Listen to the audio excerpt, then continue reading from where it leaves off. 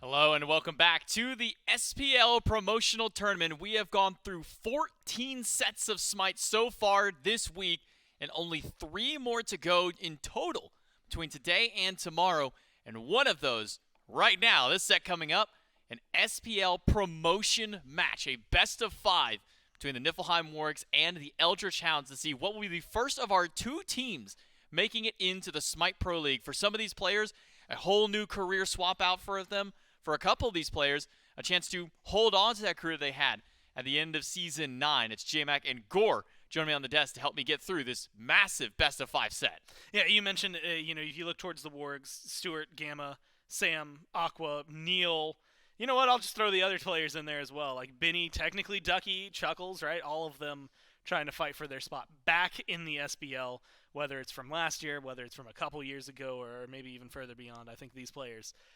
there's a reason there's a lot of good names in this one. I think it's going to be an exciting set. Well, let's take a look at the bracket for what all has happened so far. Since Wednesday at 11 a.m. is when we started this entire tournament out. We played 4 sets of Smite on Wednesday, Thursday, and Friday, all best of 3s. We've had 2 more best of 3s today. And now we jump into our first official best of 5 match for a promotion. Winner qualifies to the SPL. 10 teams walked into the studio on Wednesday, and already we have now removed 6 of those teams from this bracket with only 4 remaining and 2 spots left to the SPL. That means over the course of tomorrow, we'll only have 2 of them left. And those will be your ones moving into the Smite Pro League.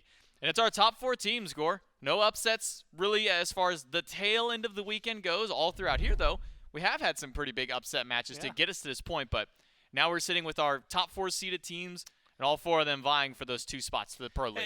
And specifically this one being like a 1 and 3 seed, right? This technically coming into it, but I think with the way they played, there's a lot to take into consideration here. If you're looking towards the Wargs, right, this is a team that, honestly, there were moments yesterday where maybe things shouldn't have been going well for them, and they made it happen anyway. You know, Sam makes... I'm going to go ahead and bet probably the play of the tournament. I can sincerely, like... There's still room for it. Stu making the opposite of whatever Sam did yesterday. The non-play of the tournament had to do the walk of shame. Oh, no, he goes for it again. Oh, no, he missed again. Okay, hold on. I got to give it to him. I admire a man of tenacity. He is going for a 3rd shot. 3rd time's the charm. Hey, got it. Nails all right. See, and you know what? That's a confidence builder. Look, if I'm Coach Neil Ma, I'm seeing that. And I'm going out there and I'm saying, you know what? That's exactly what we're going to do here. They're going to lose game 1, lose game 2, but we're going to win game 3, and that's going to turn things around. No, you definitely want to be able to stabilize it. This is a team that's really good. It's a bunch of great players, right? Stuart made it into the World's Finals this last year. Gamma, who I think looked, and Aqua, I have to give him the credit because both of them were on the Valkyries. Both of them looked great despite the team not finding a lot of success. Sam, again, literally making what I would say is the play of the tournament unless something ridiculous happens in this set or tomorrow. I think he's going to be able to hold on to that pretty confidently. I mean, David even made the joke of potentially winning Golden Bolt Play of the Year, and it's just the first week that we've gotten to see it. And then Crimson, who, despite not being in the SPL, this guy in mid has been a force to reckon with in lands that he's made it to in the past with his SCC teams, and he's a force to be reckoned with this time around. Someone who I think was in conversations. If the mid lane wasn't so stacked, his name was going to come up no matter what.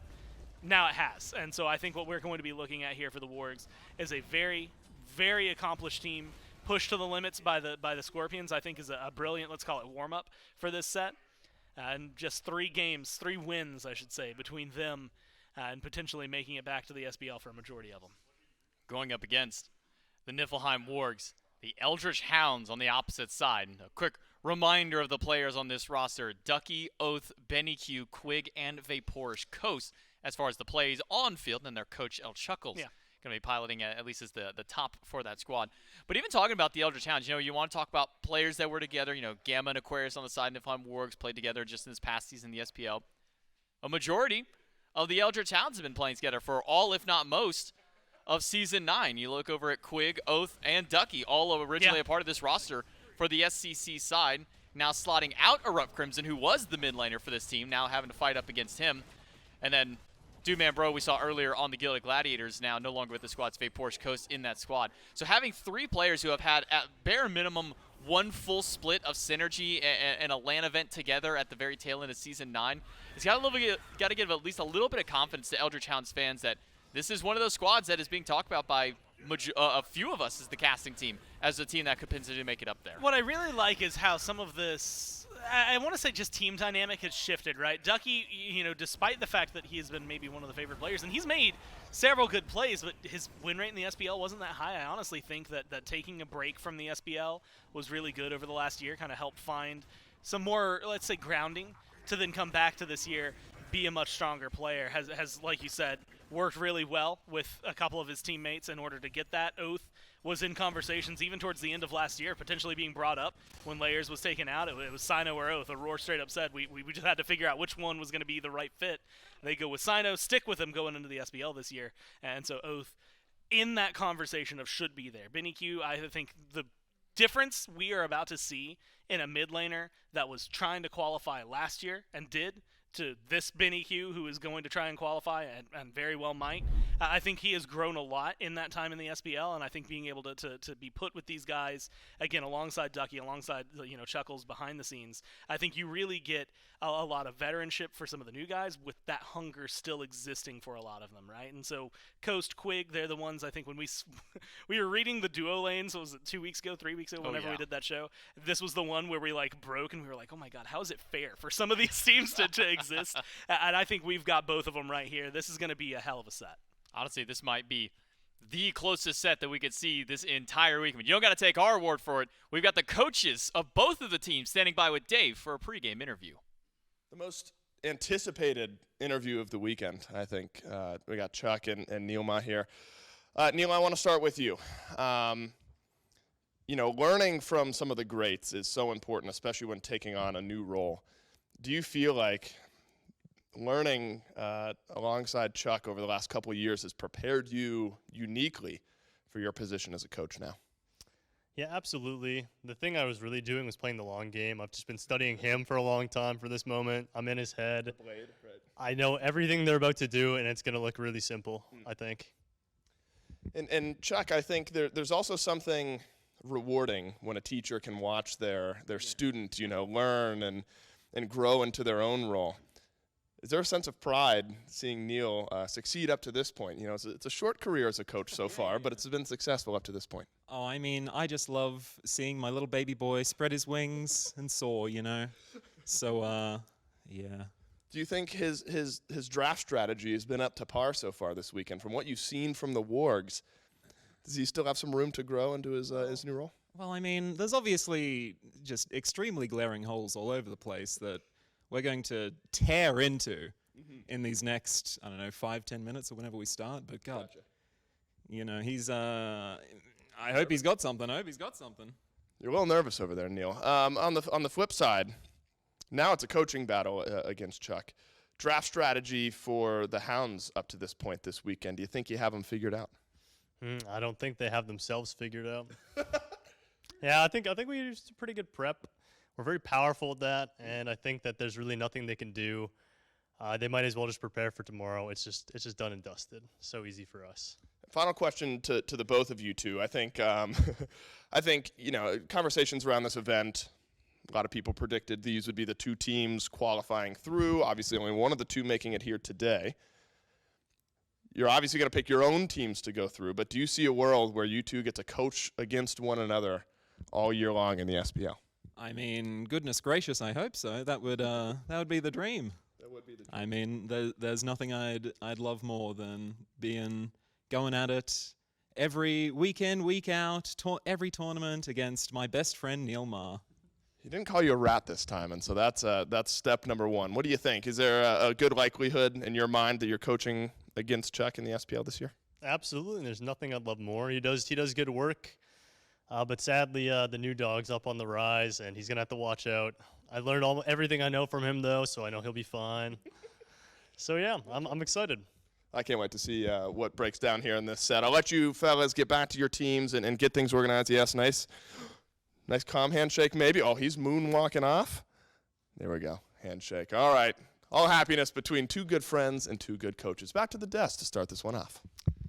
But unfortunately for both those coaches, at least for today, only one of them can win out. Those guys are way too nice to each other. For oh those yeah, well interviews. chat can't see it. Now that they're off camera, they're at each other's throats. Honestly, we might need to get some people in here to pull Do we them have a apart. security guard here? You would think that Neil isn't as scrappy. He's a little shorter than Chuck, but I've never seen a guy try to take someone down like that. It was absolutely impressive. No, We might need to get a security guard in this building. I want to say, at least like for like Neil, you can go like the Canadian aspect. There's at least a reason that he's nice, right? Somewhere around there, something like that. Chuck is just a really good dude. It's nice to see because like when you're teammates for as long as they've been, when they've been together, is like they said, they know each other really well. They've been friends for a little while, and I think that they can joke around like that because they do both legitimately believe that their team and the other are probably the ones that will make it, right? That's been the favor coming into it after watching the tournament. You know, the Wargs winning over the Scorpions have to feel pretty confident. The Hounds, with the way their win went, have to feel pretty confident. I think that this is going to be very interesting to see how that dynamic might shift after the first game, right? Whoever gets the first win, see who maybe has like the fear put in them first. Well, it's a very important set for both of these teams, and a bit of a deviation from the norm of what we've done so far this week. It's been best of threes all up until this point, but this matchup is a best of 5. Winner promotes to the Smite Pro League. Loser has got one more opportunity tomorrow to try and take that second spot through. So for game number 1, Picks and Bans, the Niflheim Wargs up against the Eldritch Hounds. Which of the dogs will come out on top for game number 1? Umoja and Vamana banned away by the Wargs. Ymir and Freya, the bans for the Hounds. And there was a little bit of rumblings with the players about this Vamana pick. We saw it really just kind of erupt out of nowhere, but definitely something that Ducky has played a few times already this week, and it's looked really good. So maybe no surprise to see the Wargs take that one away. Honestly, I really like the bans top to bottom, right? Mostly meta bans, if we can call them that. Nothing that stands out. Maybe the Vamana the most, like you said, just because it's been something that hasn't been played a ton, but when it has been played, it's found success, and you are still letting through a few things that are going to be really solid, right? Like this Merlin, knowing what the Soul has been doing, some of the other magical carries, Ishtar, things like that. But none of them have controlled a game and maybe are as strong as what some of these players are able to do with, like, the Umojas, the Mauis, the Ymirs, if I'm looking at these supports. I mean, Quig, but very specifically Gamma as well. And then looking towards the other side, like your Thor has just been a nuisance. I think if I watched yesterday, I'm banning that out from Sam as well. I do not want him to have that. But you still leave open a lot of staple Sam picks, and then you have the Freya ban as well. So nothing, like, crazy to start things off, and I wouldn't be surprised if that's pretty much how this game is, right? When we see best of 5s, we typically watch the deviation from the games go from meta to mixed, right? Meta comfort to everybody's playing what they've been having the hot hand on, and then if it goes beyond that, it gets even wilder in games 4 and 5, right? Picks and bans start shifting up, and sometimes you'll go, wow, like Umoja was first banned in the very first game, and then you go to game 5 and it's not picked or banned, and you're just like, what the hell's going on? I think that's what we could be in store for. I also wouldn't be surprised. I mean, this is one of those sets that I could see being a very close 3-0. That's also one that I could see going 40 minutes, 5 games in a row, right? It is really, really interesting to imagine how this plays out. And I think the Wargs have got themselves off to a good foot, right? You want Crimson on something he's comfortable on. You want him to play well. He's the one, admittedly, on the Wargs that doesn't have the SBL experience, but has been rocking lands for a while, has been rocking mid for a long time. Merlin's been doing great this weekend. A lot of burn damage that he's going to bring with it. A lot of versatility that he brings. And to see him kind of take the leapfrog over the Tiamat lately, you get a, in my mind, particularly good jump. I think it's a great way to start things off. You know, it's funny, I was talking with couple of teams out there before this was going through, and they were talking about this Merlin specifically that got picked up by the Wargs. And I believe it was Benny who said between him and Crimson, of the 4 games each that they had played up until this point, both of them had won every single one of their Merlin games. So 8 of those 16 games were wins by just these 2 players. We'll see if that can ring true again for the Wargs, because alongside the Merlin is Olorun and Bacchus, so already a tri-magic core for the Niflheim Wargs. Yeah. Opposite end now, the Eldritch Hounds to pick up Sylvanus and Ishtar to round out their dual lane, but it's not just the dual lanes, it's also the mid lanes. Locked in early on in the draft. Huang joins the top 3 of the Hounds. And this Sylvanus, we saw it a little bit earlier on from Preds, looked really good, was able to get constant picks up onto Rotwind throughout that entire first set. You think we see that maybe same level of aggression, maybe that potential same level of success from Quig here for the Hounds? Man, if Quig, at the time, so when we watched it earlier, it was support on support massacre, right? I mean, it was a constant. It felt like Rotwind had a magnet in his pocket to get all of those pulls attached to him. So if Quig's hitting pulls that amount of times, or that many times, it's going to be able to lock in. It's going to be very solid. I honestly like it with the Ishtar as well. I mean, if you're looking at, like, duo lanes that just clear faster than anybody, you're looking for farm. Sylvanus, Labados. Ishtar, Labados. They should, by all metrics, control the duo lane farm at the very beginning. Huang as well, I think, is just a really good pick. He's been very, very versatile in what he brings to the table. Good roots, good CC when you have the dueling dragons to pull people in. And BennyQ has played it incredibly well in the past, so I have a lot of high hopes for this. I like the bans that come immediately afterward, though. I'm a little more, I want to say, surprised by the Odin, which is just because, in my mind, Sam likes Mercury, and Mercury is available, and we've been seeing it a decent amount this weekend. Could be a really good physical hyper carry to throw onto the Wargs. But then when you look at the team the Hounds have drafted, you realize Odin would tear them apart. So I like the fact that they control it. They know to focus on physicals. They get rid of the Hunbats as well to isolate more of what Sam can play and can make big plays on. And then the Wargs do something similar, getting rid of the Cliodhna, getting rid of the Loki, trying to control a little bit more of what Oathhh is going to be bringing. The Wargs, though, in my mind, this is where things can get very interesting. You know, we've talked to Mifflin in the past, and he's mentioned that, you know, 4 physical, 5 physical, or 4 magical, 5 magical can definitely be a little shaky. 5 magical probably isn't a very successful team draft, but if you go 4, it's not like the end of the world. So I really like the fact that they had a little flexibility coming into the end. But you get good team fight because of the Olorun, good team fight because of the Bacchus, now good team fight because of the Chulainn and because of the Lancelot. I mean, you got a lot of squares, a lot of circles, a lot of things that are going to give hell to the Hounds. Speaking of the Hounds, Hercules with that one. Huang being hovered for the Eldritch Hounds, potential last pick. Going over to their jungler, Oathhh. Something that Oathhh has brought out in the past when we look at Lands of Old for the SCC. That was something that Oathhh would go to typically in a Game 2 or a Game 3 scenario as a hyper carry. It's being hovered away from at the moment, but let's talk about at least what the Niflheim Wargs have drafted, along with the Merlin, the Olorun, the Bacchus, decent CC, some sustain in that regard. Yeah. You just gave Aquarius one of the picks that we have seen absolutely run rampant in the solo lane. A 3-1-9 and an 11-1-6 performance on Chulainn just earlier this week alone. Now he gets to run that back alongside the Lancelot. How do you feel about the Niflheim Wargs draft so far? You mentioned the 11-1-6 game. That's enough to sell me on the Chulainn for Aqua, right? It doesn't have to go anywhere near that hard, but it is such an impressive game that he had. I like their draft. The only downside I think I see in it is that the duo lane might need a little bit of help, right? Olorun, Bacchus, they have okay clear, but they should be out-cleared by Sylvanus Ishtar. They might need a little bit of pressure on their side, might need some help from the Lancelot to keep things right. Otherwise, they're just going to be sitting under their tower, maybe a little worried. When it comes to team fights, Wargs got what they need, though. You had mentioned it, CC galore. I mean, Lancelot, giant AoE ultimate. Olorun, giant AoE ultimate.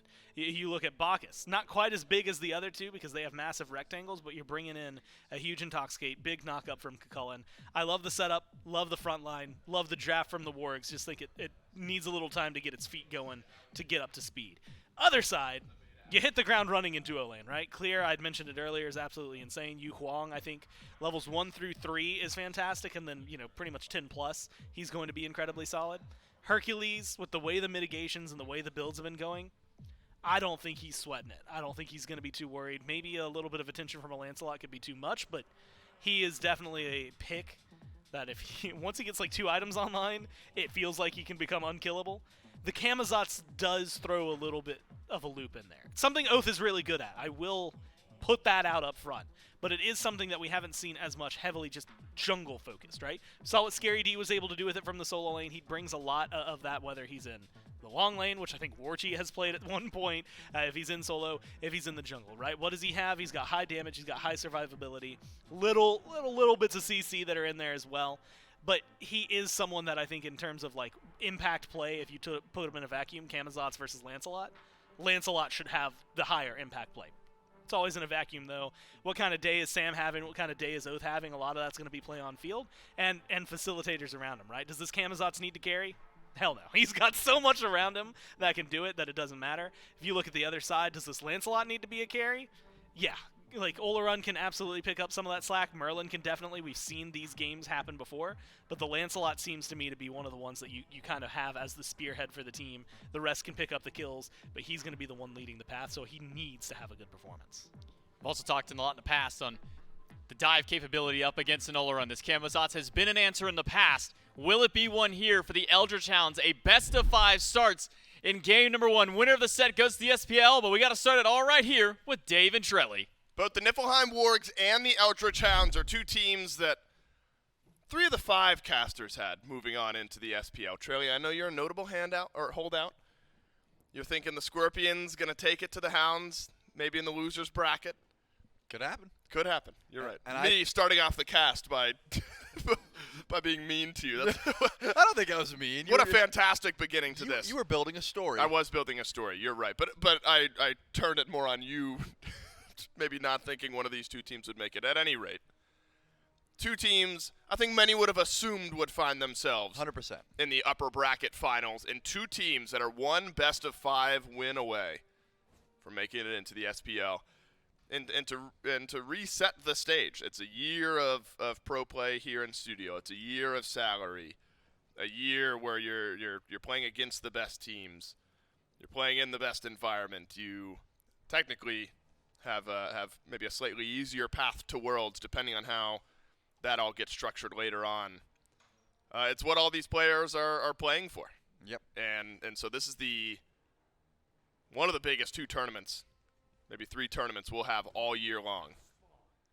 And it all comes down to this. For one of these 2 teams, the team that loses this will have another chance in the losers finals tomorrow. But you'd like to be able to celebrate a nice Saturday night. You got a day to recover, so let's get it done here is what these players are thinking. And truly, the Wargs have looked near flawless all weekend long. The Hounds had to make a comeback game happen yesterday. Let's start with the Wargs. They also had not the easiest time in game 1 up against the Scorpions. It was Sam for Soccer. 4-man dunk on Thor that really turned that game around. Won't get the Thor this game, but a Lancelot instead could maybe make some noise. Yeah, I'm definitely still looking towards Sam for Soccer this game for some big plays. I think Gore highlights it pretty well. I want to see some initiation there for Sam, but with a Bacchus on your side as well as the Chulainn, you've got plenty of engage. You don't have to be the first one, in these fights if you don't need to be. It's all just about like how much damage your team's going to be bringing. I look towards the backline as well. It's going to take a bit before Crimson gets online. It's going to take a bit before Stuart can get online. They've got some impactful damage. It's just these mages like to scale. Yep. On the opposite side, I think, Coast and Quig should be clearing the way pretty effectively. And it actually looks like Sam might make an early rotation. He's sitting around here, but Oathhh is not too far off. Both junglers hovering for this shield buff. They might have a little fight over it. Well, Sam is on a Warg. And so this is known by the Eldritch Hounds. He is right next, depending on what his pathing was. I think they both pathed one, yeah. Oh, yeah, they're both on one. So Oathhh is spotted out by the Wargs here as well. So none of this hidden. And so it's actually a calculated decision now by both teams, though you might not know if you're on the other team's ward, things like that. Who feels the most confident in a 3v3 this early in the game? For now, it's the Wargs who are forward. Oathhh has Blink. So should he have been stunned, it could have been a dangerous situation for the Camazotz. A rotation out of mid from BennyQ puts Sam in an awkward spot. Big knockups on the back end from Gamma. And it's enough this time. Sam back on the horse and gallops away. And watch out for Oathhh, who will blink back forward. Sam sends him right back. But Quig around the corner finishes the damage as Oathhh will get first blood. And Gamma's there, but we'll have to watch his jungler die. And it's Oathhh on first blood, Quig in support. I mean, that was nuts. BennyQ makes the rotation, helps out with the damage. Sam is able to juke around just enough to get on the horse, but then Oathhh jumps the wall, so he's got a blink. But of course, Oathhh has his blink as well. Hard-fought chase and a gank that seemingly started over a shield buff fight, and then the aggression from both teams. But Eldritch Hounds going to come out on top in that regard, giving the first blood over to the Cama. A lot of damage over towards VaporishCoast. Still has beads. And it looks like another gank in from Oathhh. Oh, man, Oathhh has just been active. Stuart doing his best to flip it on the coast, but he won't have enough. Gamma maybe a chance, and the belly flop gets it done. But that is a consolation prize. The Eldritch Hounds, we are 3 minutes in, and they've got 3 kills, 3 assists for Quig, and 3 affected kills for Oathhh. Yeah, and I think the biggest deal there is that both ADCs die, so no one is getting free farm. That's always the worst, when you have a hard-fought fight, you barely die, then you look up and you see your lane opposition just pushing your wave in, stealing your purple buff. That shouldn't occur now. I mean, purple buff is going down, but the point is, Coast is not getting that XP. He's on his own purple buff, so Stuart's not going to get that far behind. Just the buff XP for now. Shield buff is also here, and it looks like San Francisco's going to be spending more time on the right side of the map, which I definitely think is the right call. How much Oathhh has been on the left, it just seems like fighting through duo lane may not be the best idea for the early game. And you already know that Ducky is going to be able to hold his own in that lane. So Sam's going to sit on the right, maybe see if Aqua can get some pressure, look for some ganks towards this Hercules. Because at the moment, I'm probably not fighting with my duo. No. I'm excited, Trelly, for Ducky versus Aquarius over the course of this set. We're at least getting 3 games, if it's a 3-0 sweep. These 2 players have been running things in their lanes so far this weekend. Aquarius, notably, some standout games where truly felt like he was carrying the game for the rest of this Wargs team, as talented as they are. And Ducky is slotted in quite well with this Hounds team. And it's something we talked about Hounds v Gladiators the other day. I mean, there's some storylines interwoven between the Hounds and the Wargs here as well. Gamma played with BennyQ and Aquarius last year, and so playing against your previous mid laner, Crimson and BennyQ have played against one another so many times, it feels like, if you're looking back to Hounds v Valkyries and SPL qualifiers of years past. And Oathhh. Oathhh, absolutely right. These are all players that have been so close, and they've denied one another in the past because they were all on completely opposite teams. Now that it's sort of interwoven and 2 spots up for grabs, there's a chance where we get these storylines continuing into the SPL if both of these 2 teams were to make it. Right now, the Hounds, who have been a bit more proactive, but it's the Niflheim Wargs trying to keep pace. Grand Joust forward from Sam, and Crimson from over the wall gets the last bit of damage, and no emotion on the player cam from Crim. He says, I know, that's expected. I'm hitting that every day of the week, and that's perfect calculation between the Wargs jungle and mid. Yeah, I thought the Dueling Dragons may have been able to get him out of trouble. Looks like Stuart wants to juke. He hits it in slow motion? That was nearly, it was nuts that he hit it, and it was nearly really bad. I mean, Stuart wanted to hold on to his beat. Yeah, that's why he ulted. That's right. But you're hitting slow motion pulls? That looks cooler that way. It was way cooler because it is so difficult to do. You got to be thinking 5 steps behind to make sure you're able to hit that one. In this case, Stuart does lose the beats, which opens himself up to a gank later on, and the ult. That's a big cooldown. That Sanctified Field takes a while to get back up. Props to Quig for being able to find that one. Not going to net too much in the meantime, though. We've talked about Coast, who got a little bit of extra farm, but is actually behind XP-wise. As Oathhh tries to take away the red buff, and does. That's a level 6 to a level 9, though. It is not easy for Oathhh to try and pressure EruptCrimson, who, by the way, has been having a fantastic tournament. I mean, you said no emotion, and I feel like I've seen no emotion out of him the entirety of this week. I haven't seen him stressed, no sweat, relics vastly untouched. It just seems like his positioning has been top of the line. That's a great point. We've seen positioning bite some other teams here in this tournament, and when you're not worried about exactly where Crim is in any of these moments, and knowing he's going to be exactly where you want him to be if you're the front line, if you're the back line, even you're talking about Gamma wanting to know where Crim is should he need to peel, things like that. The players have really just felt in sync with one another this week, and you could say the same for both teams, where it feels like the Hounds, and as talented as they are, they've all, positioning-wise, been just about perfect as well.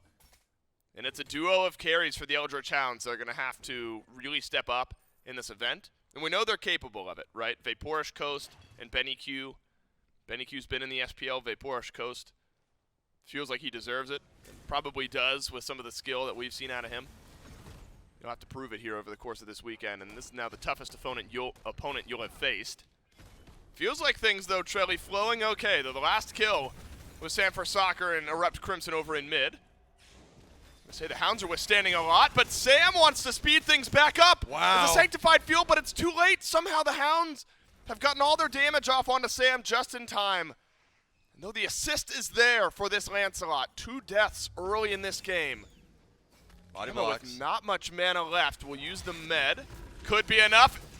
Is not enough as Oathhh on a killing spree. And Trelly, one of these 2 junglers is on a 3-0 streak. It's not Sam for soccer, it's Oathhh with something to prove on the other side of the map. And that's just Sam's, I guess, relic cooldown knowledge baiting him there a little bit. He thought that Oathhh was going to blink the second he came down for Bat Out of Hell, so he blinked into 3 to make sure that didn't happen. His blink's not even up yet. It's still 3 seconds off. He didn't have it. He did not have to close gap until his team got in. A little bit overzealous, and that went back to bite him. Sam goes down, and as you said, 3-0 on the Kama. That's a fantastic start here for the Eldritch Hounds. Gold lead certainly in their favor as well.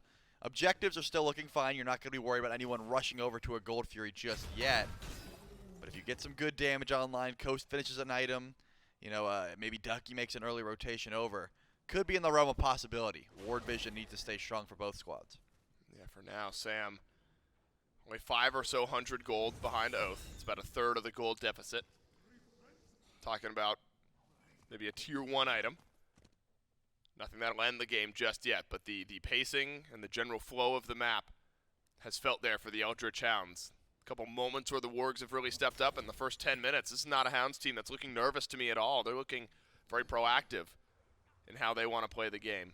Going to need a bit more time for Crim to stack up. Tablet first, Book of Thoth after that. Whereas BennyQ, who has not been a big tablet purchaser so far this weekend, once. Sticking with it. So Thoth, Divine Ruin for Benny. And there is something to know that Benny said that it's mostly tanks trying to peddle the tablet propaganda because they want to be able to bully mid laners while they're stacking So the he's tablet. thinking it's reverse psychology. Yeah, he's saying, you guys want me to do no damage so you can bully me until the item's actually online. So far, Crimson seems to be doing just fine damage-wise and is stacking up his tablet, so we have to see if that pays off for him. But, notably, he did get a nice solo kill the other day because... Big Tank is just out here. just peddling misinformation. Big Tablets having none of it, though. They're answering back. That's Crimson. Now it's Gold Fury being burnt by the Hounds. A steal potential, but no, not in. The Hounds will get the Gold Fury, but Sam for Soccer's rotated behind the Eldritch Hounds here. Gamma quite low on the front line, but he'll make it out just fine. Sanctified Field, it's through from Stu, and that'll be enough as Aquarius is rotated over. He loves upgrading this teleport early. He does. And a 5v4 on left works out for the Wargs, but they do not get the Fury. The Hounds able to get the objective. Yep, Hounds able to confirm that one. Gold still in their favor for now. I was wondering if any more aggression would come through the middle lane. Remember, Ducky didn't rotate out, so he isn't going to be able to grab a tier 1 tower in the meantime. 5-3, not the biggest deal, but that gold is climbing. I think that Oathhh still needs a shutdown on him. That would be nice, get that bounty, the 3-0 bounty on this Camazotz. But it's easier said than done. It's a very safe pick. I think Oathhh has been taking fights that he knows he can win or knows that he can get out of in this case. That Bat Out of Hell, such a viable safety strategy. And also, he went into Bloodforge so early on. It's like he wants to dive, get that health shield, and be able to get out. I imagine that's not a build he goes if he's not 3-0, just because it's a pretty costly and it doesn't give you the best stats unless you're getting those kills. Or maybe it's just a confidence thing. He says, hey, this is the first of many. I'm going to keep getting kills, and I want the benefit of it. I'm trying to think back. This must have been season 8, maybe? Season 7, potentially, where we had I think it was Vote we talked to. And he really simplified it for us. Remember, we were on the cast, and I think it was a meta where Devourers was still the opening start for the carries. Yep.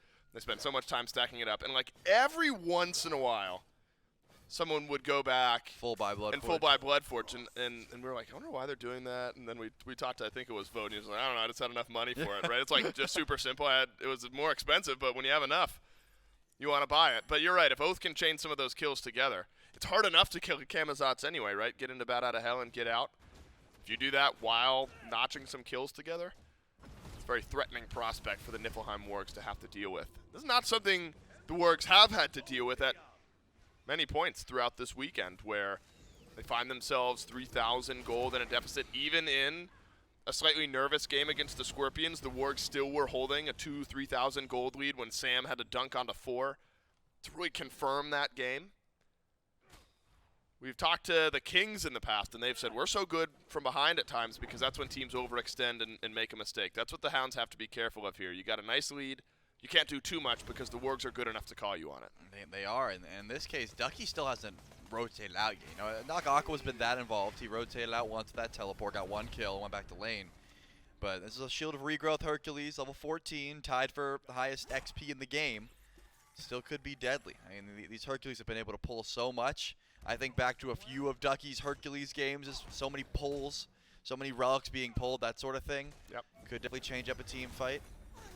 Doesn't have a second relic yet. This man has not went back to base to get one. He just got Wing Shard, and it's been 2 levels. You got 2,400 gold in hand. You're getting close to just full buying something, right? When you don't have to use abilities to clear the wave, you can keep your mana and your HP up forever. He's using that golden blade, and there you go. Full Genji's Guard just purchased. Now I'm thinking, I want to see Ducky get involved. Good damage from Crimson. But it looks like Quig and BennyQ will step away just fine. I think this is going to be a good look at the mid lane meta priority as well, because it's so often been Merlin and Tiamat, and that's felt like kind of a second tier of different priorities. Huang versus Merlin in the late game. We know Huang can do a lot.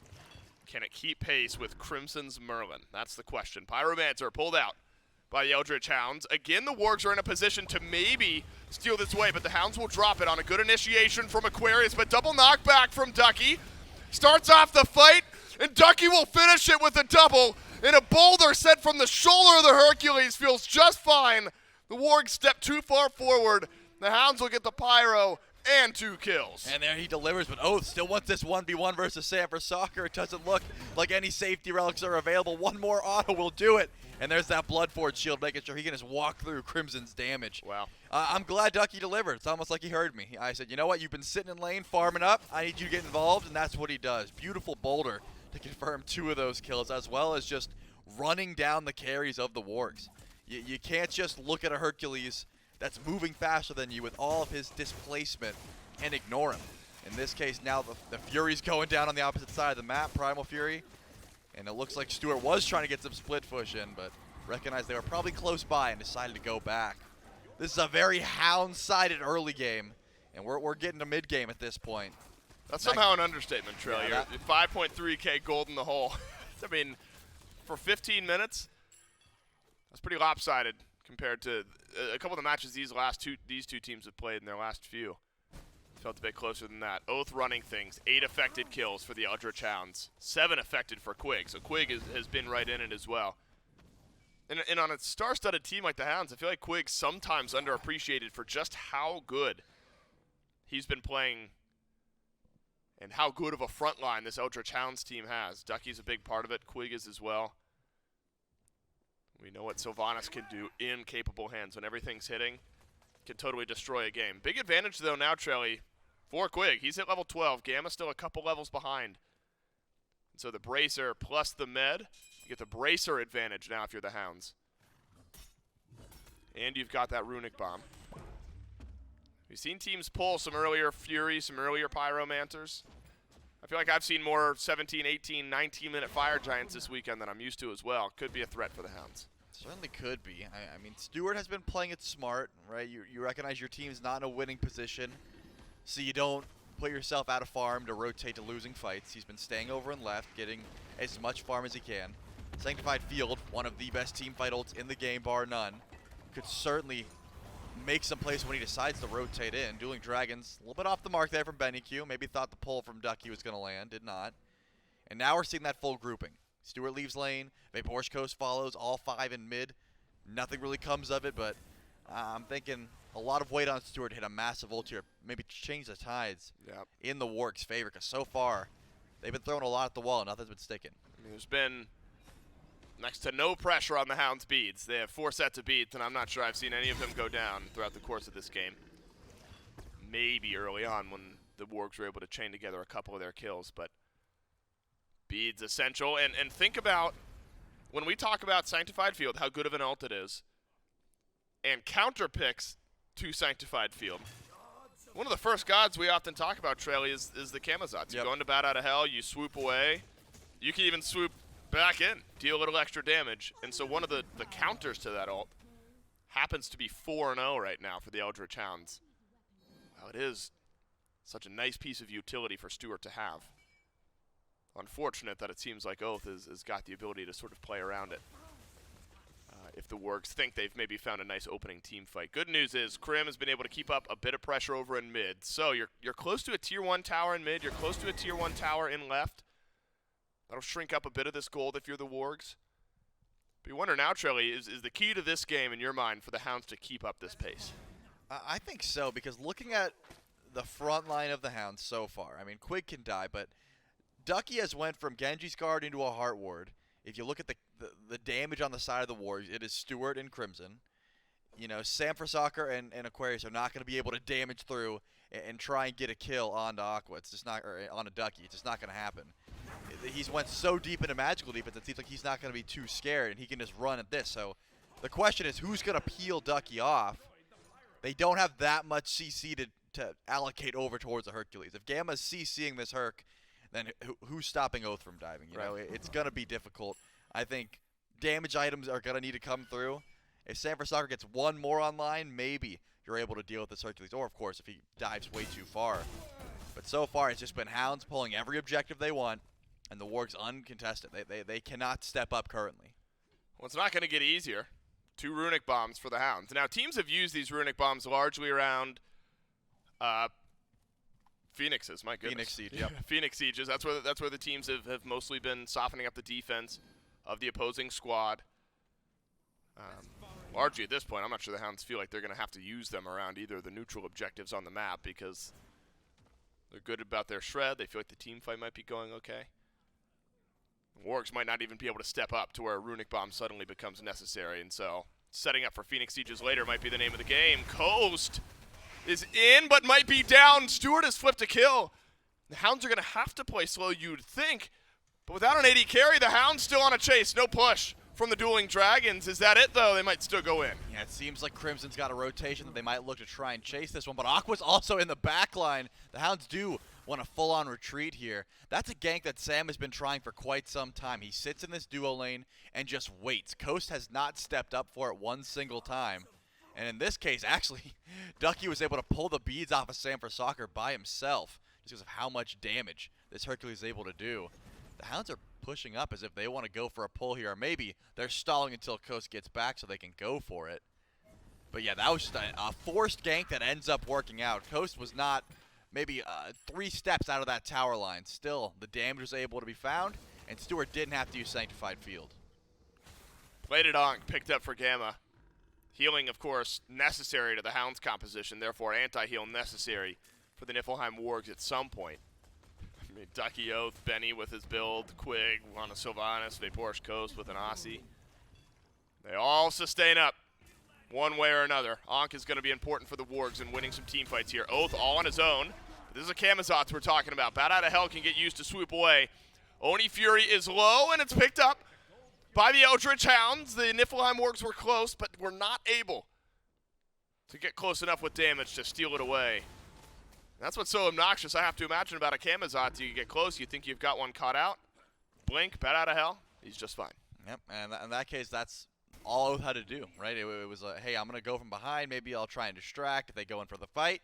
Sam and Crimson decide to chase the bat, and they are not able to catch him. Oathhh is just too slippery, so runs away. Fury goes down. Still, everything coming up Hounds favored for now, but Stuart was the first one to hit level 20. He has plenty of farm. He has plenty of damage now, finishing that Obsidian Shard as well as the double ring build.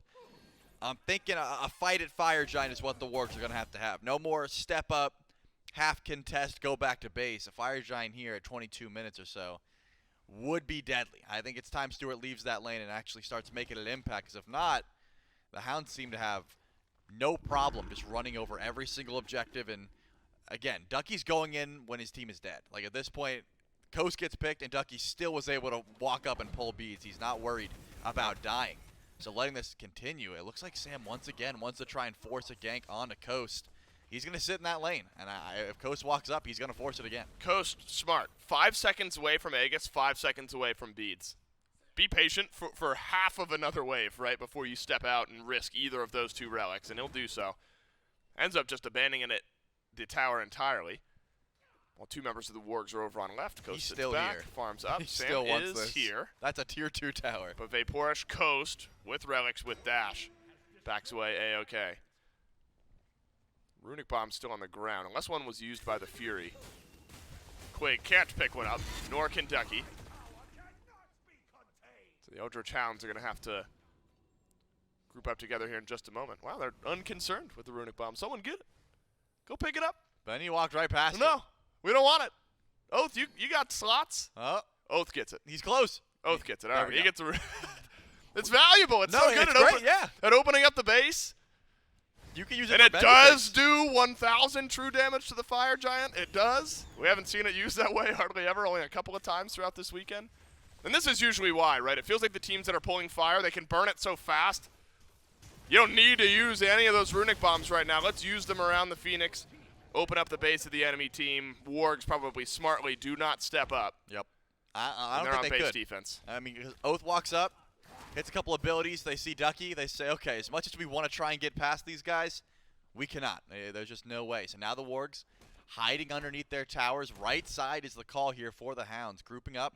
Just going to push down tier 2. Ducky is in mid lane, making sure there's no free farm to be had here for anyone on the Wargs. He's just guarding minions at this point.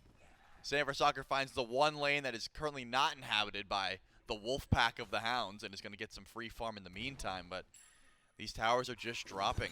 It doesn't seem like the Wargs are going to make their stand at fire. Doesn't seem like they're going to make it underneath tier 2 towers. They're either A, confident in their Phoenix defense, or they have just lost all hope, but I'm assuming it's the first one. I'm hoping it's the first Yeah. one because this is a long set. But what a commanding performance from the Hounds in game 1. We're all going into this set, and I think it still very likely could be. But we're all expecting very close games, in all likelihood not just a straight-up 3-0. These are two teams that seem destined to battle against one another in this exact game. But for the Hounds to make this type of statement, for Oathh to make this type of statement, come out, straight up, 4 kills, 4 assists, affected everything that his team has done this game, for Quig to be right there in it as well. I think it's rattled the Wargs a little bit. This is a very common, collected team, and the Wargs, they'll be okay, even if this game ends in a loss. But I think probably surprised the Wargs a bit, and maybe surprised some fans at home, because there's been a lot of gold built up on a handful of kills early in the game, and it's going to continue. This one's a Primal Fury. 12,000 at 25 minutes. We've seen these types of snowball games a few times, Trelly. Very hard to scoop yourself out of a moment like this if you're the Wargs. You're still catching up to level 20. Build's pretty far behind. Oathh maybe doing too much could be an answer.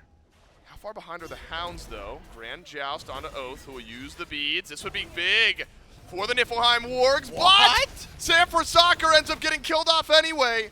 Oathh is baited in. The rest of the Wargs loses his life. That's a nice But ult. Dueling Dragon sends one back, and Coast will take it, Devil. He'll thank BennyQ for it. And watch out, because everywhere Ducky goes turns to ash. For now, the Wargs will survive, but the Phoenix might not in just a moment. Yeah, 1 for 2. This Phoenix is getting real low. A nice immunity there by Quig might be Aqua, able and it just to looks like delete he'll it. be gone. Yeah, this one should be gone. Looks like drop the bomb anyway. It's a little bit late. A little bit overkill. Left side, there is still a tower to go through. Notably, Sam and Gamma will be spawning in about 10 seconds, so they've got time to let this tower go. I mean, Oathh, by all means, oversteps. Gets chased down. Actually almost turns that kill onto Sam, Nearly, even yeah. with like 4 members of the Wargs there. Ducky comes through, helps out, makes sure to confirm that kill, and a massive ultimate there from BennyQ. That Dueling Dragon certainly did connect. And now that's going to be 1 bird down in a full-on reset. Fire ends in about 45 seconds or so, and it's going to respawn too. It's looking like they're making their way towards it. With 1 Phoenix down, the Wargs still could pretty easily walk up and try and go for a defense, but map state is not what I'm concerned about. It's the 13,000 gold that the Eldritch Hounds have over the Niflheim Wargs. And if you just look at builds and look back and forth, you'll start to understand where that is. Look at Crimson and BennyQ, a full Soul Reaver. That's the difference. Yep. And trust me, that starts to add up in these team fights. Yeah, Soul Reaver is good. That's scary. BennyQ's got it. BennyQ and the rest of the squad, except for Quig, at least 700 gold ahead of the next wealthiest member of the Niflheim Wargs, who's Stu. Crimson has built up a lot of damage throughout the course of this game. We've seen this story a couple times. Oathh simply chasing down Sam. Oh. Sam has got to be real careful here. Oathh doesn't have Blink, but Oathh does have Bat Out of Hell. He'll take the opportunity. A few swoops through. SanForSoccer dodging out a lot of the damage. Oathh does not have enough. Crim might, though. Aquarius all alone. It's a killing spree for VaporishCoast. Trelly, the Wargs feel a bit out of sorts here. I'm not sure they know exactly how they want to answer what the Hounds are doing. And it's not that, because the Hounds would get another free FG. Yeah, I guess at this point it was better than free because you get an Aquarius also. It looks like Crimson is going to try and set up a bit of an ambush here. Yeah, they paid to give it at this point. Maybe some free poke here. The Merlin does not want to be that far up, though, so runs back to base. And Oathhh, I think, plays that perfectly. He knows he can solo Sam. He knows his build is far better. There's no Aegis. There's no survivability relic. If he just finds him in the jungle, there's no way that Lancelot can be at any help in this fight. And now, this Phoenix is going to go down because it's a 4v5. How slowly is the question? It's a runic bomb. Ducky wants to drop it. Drops it now. Big burst of damage onto the Phoenix. Pull from Quig. Could be the light for Gamma. Sure is. BennyQ finds the opening. The rest of the Niflheim Wargs back away. It's the left side Phoenix on this screen. Right side on the map. Gone. Good dueling dragons for BennyQ. Oh! Big poke damage. He got a both? Oh my god, he What? kills them both. That's wild. It was a delayed double. Oh, I was like, It was a what? delayed- I was like, what? I nearly fainted. I thought he popped them both. I nearly fainted. He killed Gamma earlier and then Okay. deletes Sam for soccer now. I guess that was a short enough amount of time. Yeah, that got me bad. I said no chance he fades away too. But Trelly, those 2 kills, as delayed as they might be, that'll be enough to end game number 1. What a statement from the Hounds. In game 1 of this best of 5, unless there's a miracle around the corner. It's both carries and now Gamma back alive for the Wargs. Not enough. Hounds, they step their foot down and they take game 1. I mean, what a dominant performance there. You could tell. The Hounds wanted to make a statement. They wanted to come out swinging.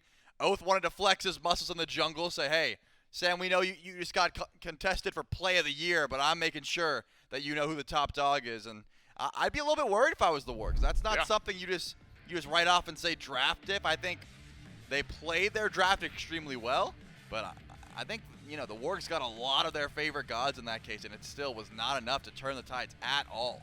I mean, early in that game, I'm thinking Sam and Crimson actually get a really nice gank off on mid, and I'm thinking, okay, this is now starting to build up to be a win condition. Didn't see much after that. An early rotation from Aquarius. We're thinking, okay, this early rotation might start something. Didn't. Ducky ended up running fights later on in that game as well. It's a very clinical-looking Eldritch Hounds team, and I agree, Trelly, it's a threat that the Wargs now have to be aware of moving forward.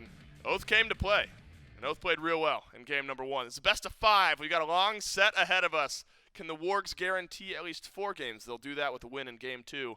More Smite Pro League promotional tournament coming up next.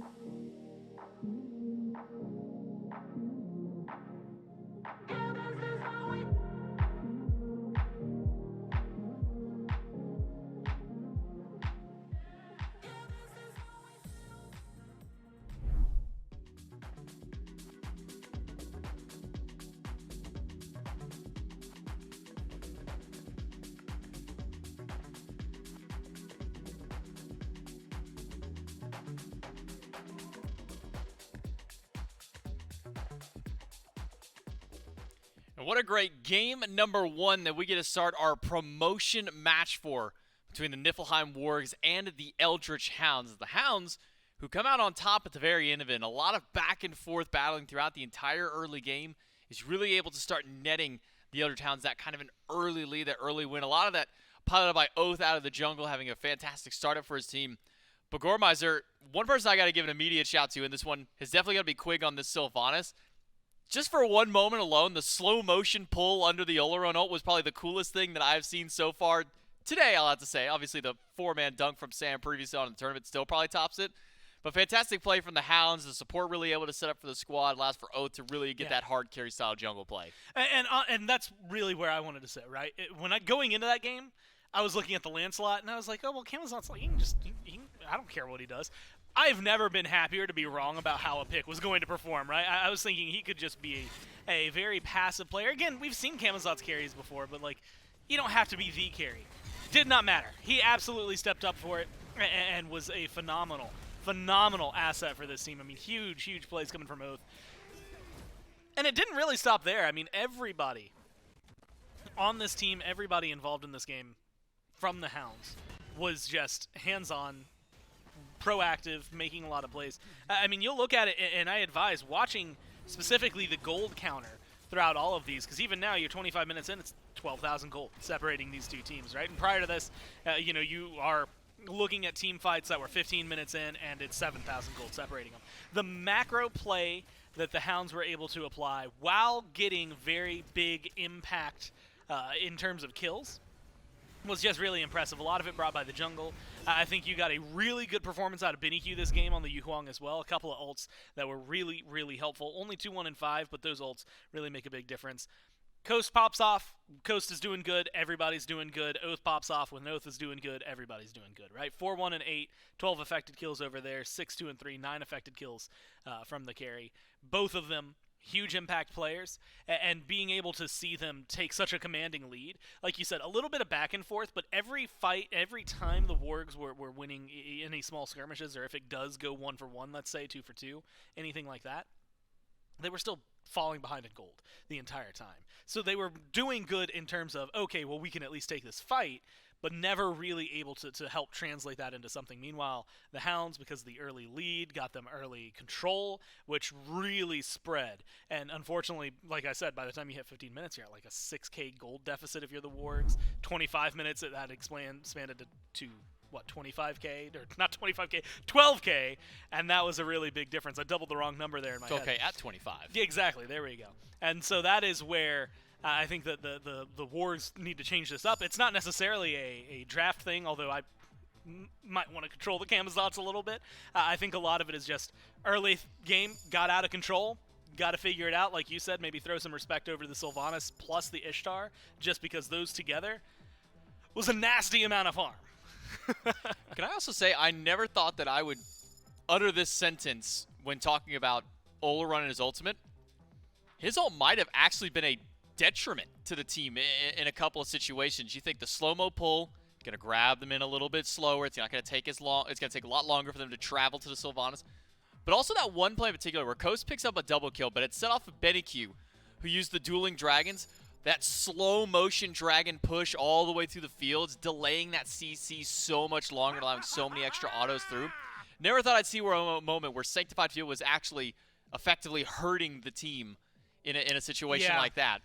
But we move away from the Olorun for now, instead, as the quick wrap-up of the bans so far for phase number 1 of the bans. It's going to be Yamoja, the Sylvanus, and Merlin for the Niflheim Wargs. Hounds will ban away the Thor, Ymir, and Freya. It's giving it over strictly to the Norse gods, but all ones that have been popping off so far this tournament. That leaves a first pick Maui for the Niflheim Wargs. Love it, right? You love to see it. I think Gamma on this pick is going to be pretty solid. And, I think that's the glory of this being a best of 5 as opposed to 3, right? And the big difference is that right now, pressure's not as heavily on you, right? Yesterday, you're down 1-0. Oh, God, I might get eliminated, right? Today, or even earlier today, 1-0, might get eliminated. Right here, a little bit of breathing room to work with. I like the adaptation so far, recognizing where the strengths were, letting the Vamana through, even though you know it might be a problem because you can get something a little bit stronger or get rid of something that was causing a little bit more trouble than you think the Vamana would. Maybe a test here to see what Coach Neil behind the scenes is giving his input for what the Hounds are bringing versus, again, Chuckles, who's brought Go forth, my children, more than and enough, take over I this think, land. picks and bans over the last year and a half.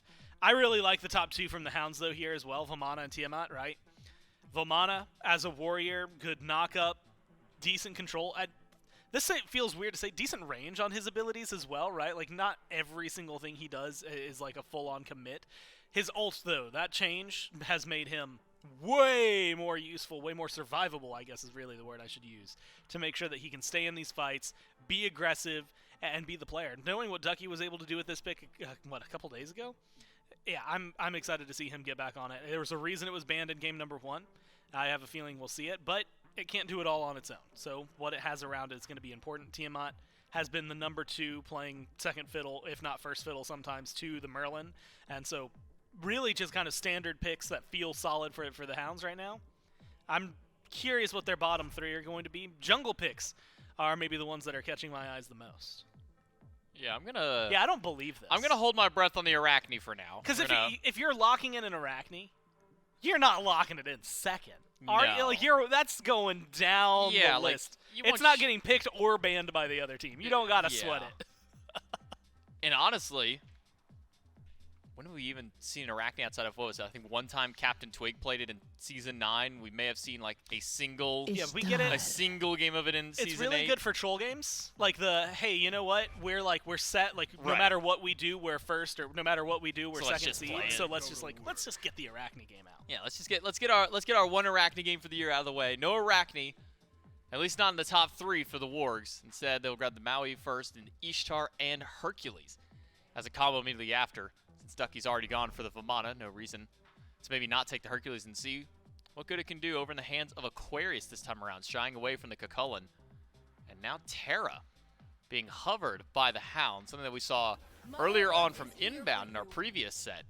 But now instead we'll go over towards Quig. So you go from one healing and supportive style Guardian over to another one, though healing may be a little bit less. A lot of CC into this kit and a lot of extra burst that you can bring over towards your team. And some of that healing, depending on how it's used, like for Sylvanus, are you dropping your wisps more often to damage the enemy? Not really. It's almost exclusively for that heal, and it's very easy for everyone to group up, just pop it and not have to worry about it.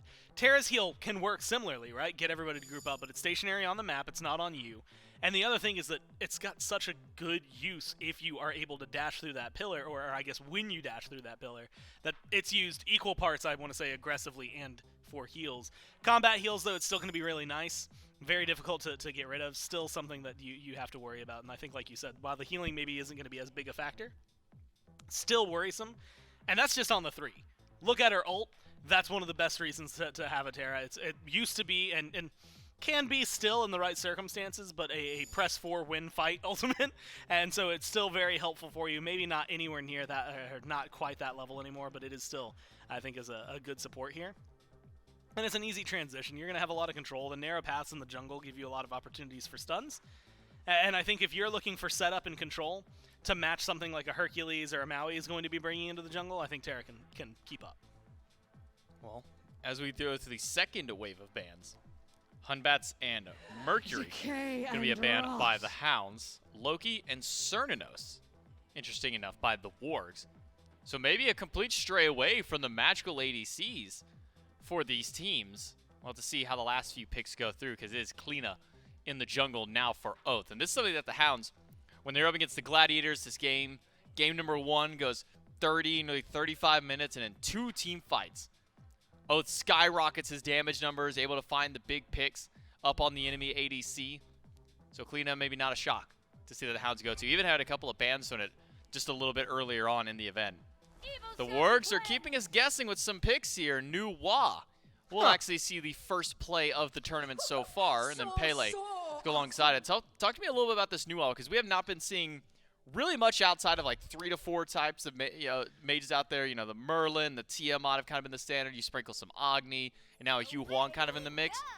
What's this Oathhh got that could really help this Wargs team out? Well, I will give it one thing, and I think that it's like Crimson. I'd have to double check this to make sure, but Crimson has liked the Oathhh in the past, right? It has always been decent. But I think that she's easy to overlook, despite the fact that I think she can bring a pretty decent amount of things to your team, right? Invisibility, whatever. Who cares about that? We can ignore the mist.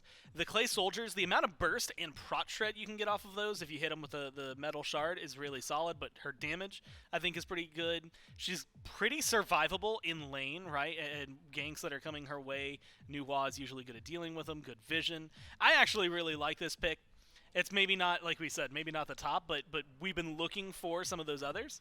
And with the way the mage builds have been going, I'm really interested to see Nuwa, because I haven't played her in Season 10, if I'm being honest with you. I'm really excited to see what she can do with some of these builds, especially the ones we've been seeing for this week, because I think that what she brings to the table in a team fight and what she brings to the table in mid lane are all really helpful.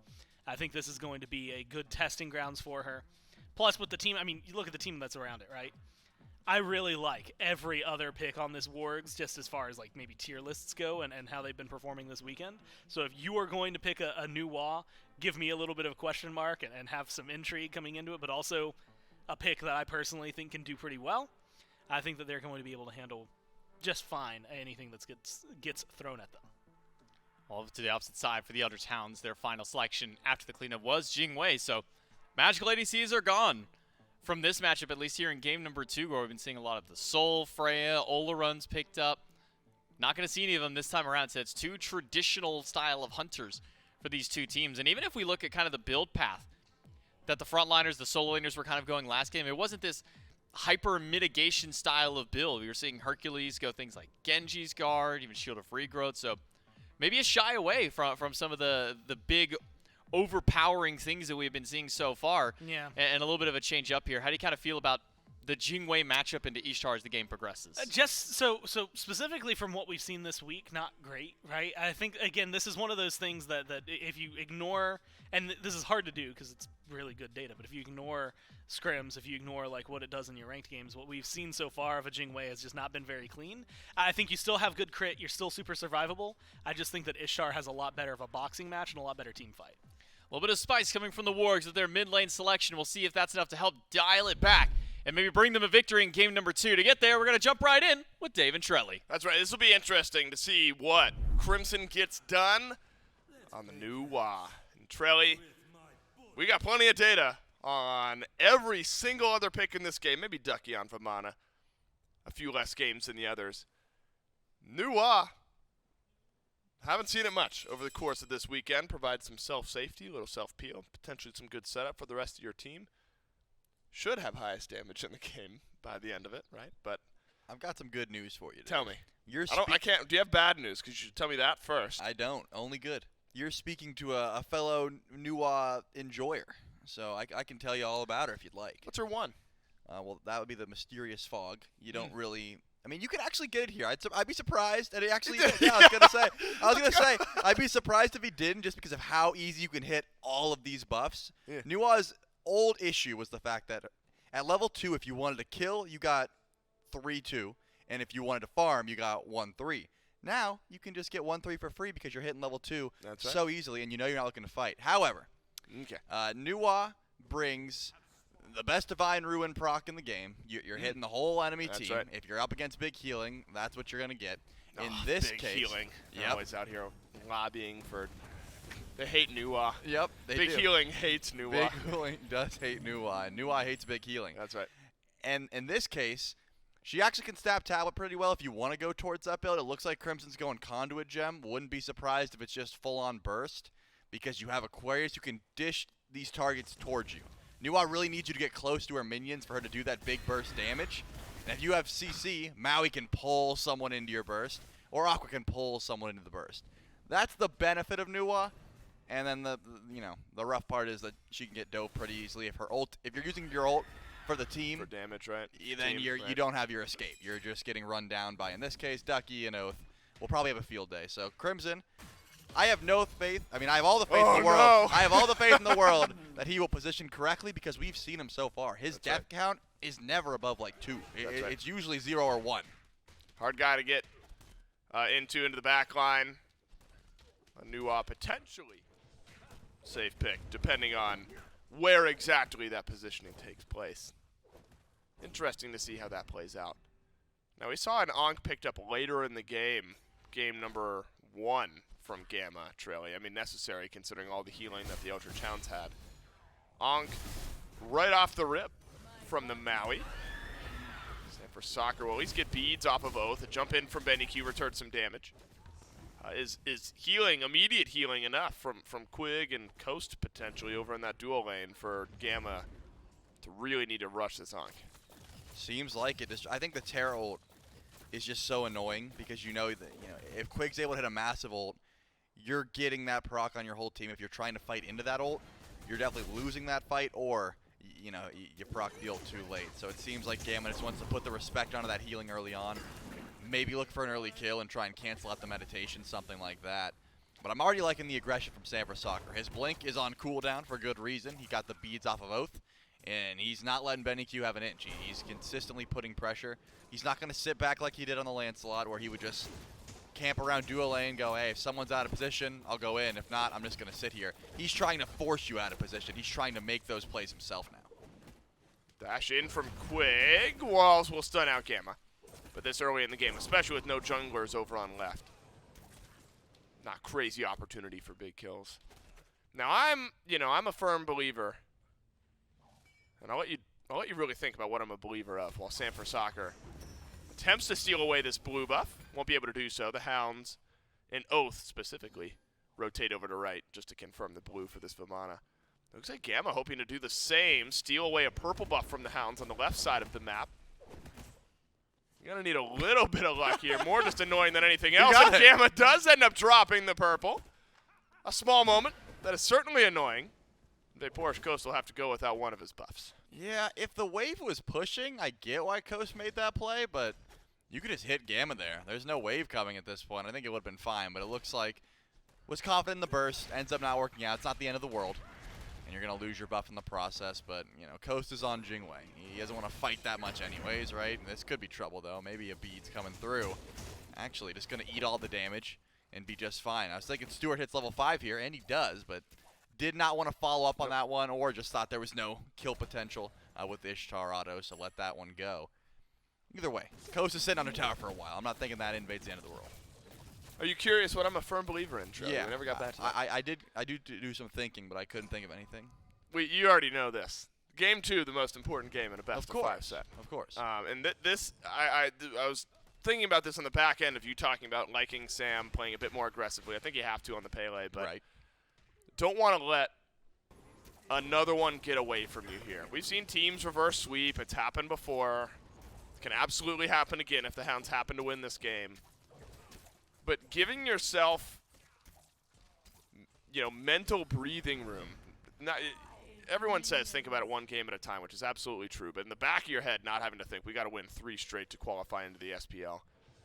So important. So I'm glad, at least in the early going, we've seen Sam use his blink once, get the beads off of Oathhh. Hasn't paid off in a kill yet, but is sending a bit of a message. And the Wargs would love to tie up this set. Guarantee us a game 4. If the Wargs win this one, we're at least going 4. If one of the two teams end up winning the next 2 games. Crimson maxing the 3, picks up Chronos Pendant. We have not seen a lot of Chronos Pendant. Seems like Book of Thoth tablet has really been it. Maybe value for Crim. Sam over in mid. Both will go into the wall. Both junglers hovering, but no full commitment on either side. Yeah, Nuwa's one of those characters where cooldown is key. If you don't have your abilities up, you really have nothing.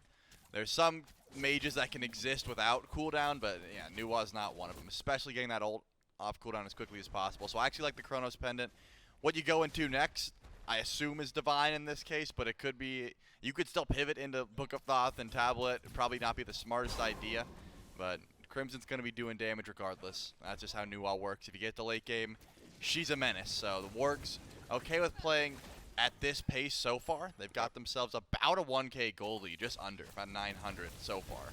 Just by aggressive play and stepping up to just about everything. We've seen Gamma, no fear in the world, swinging over towards purple buffs. Doing the same now, trying to steal away.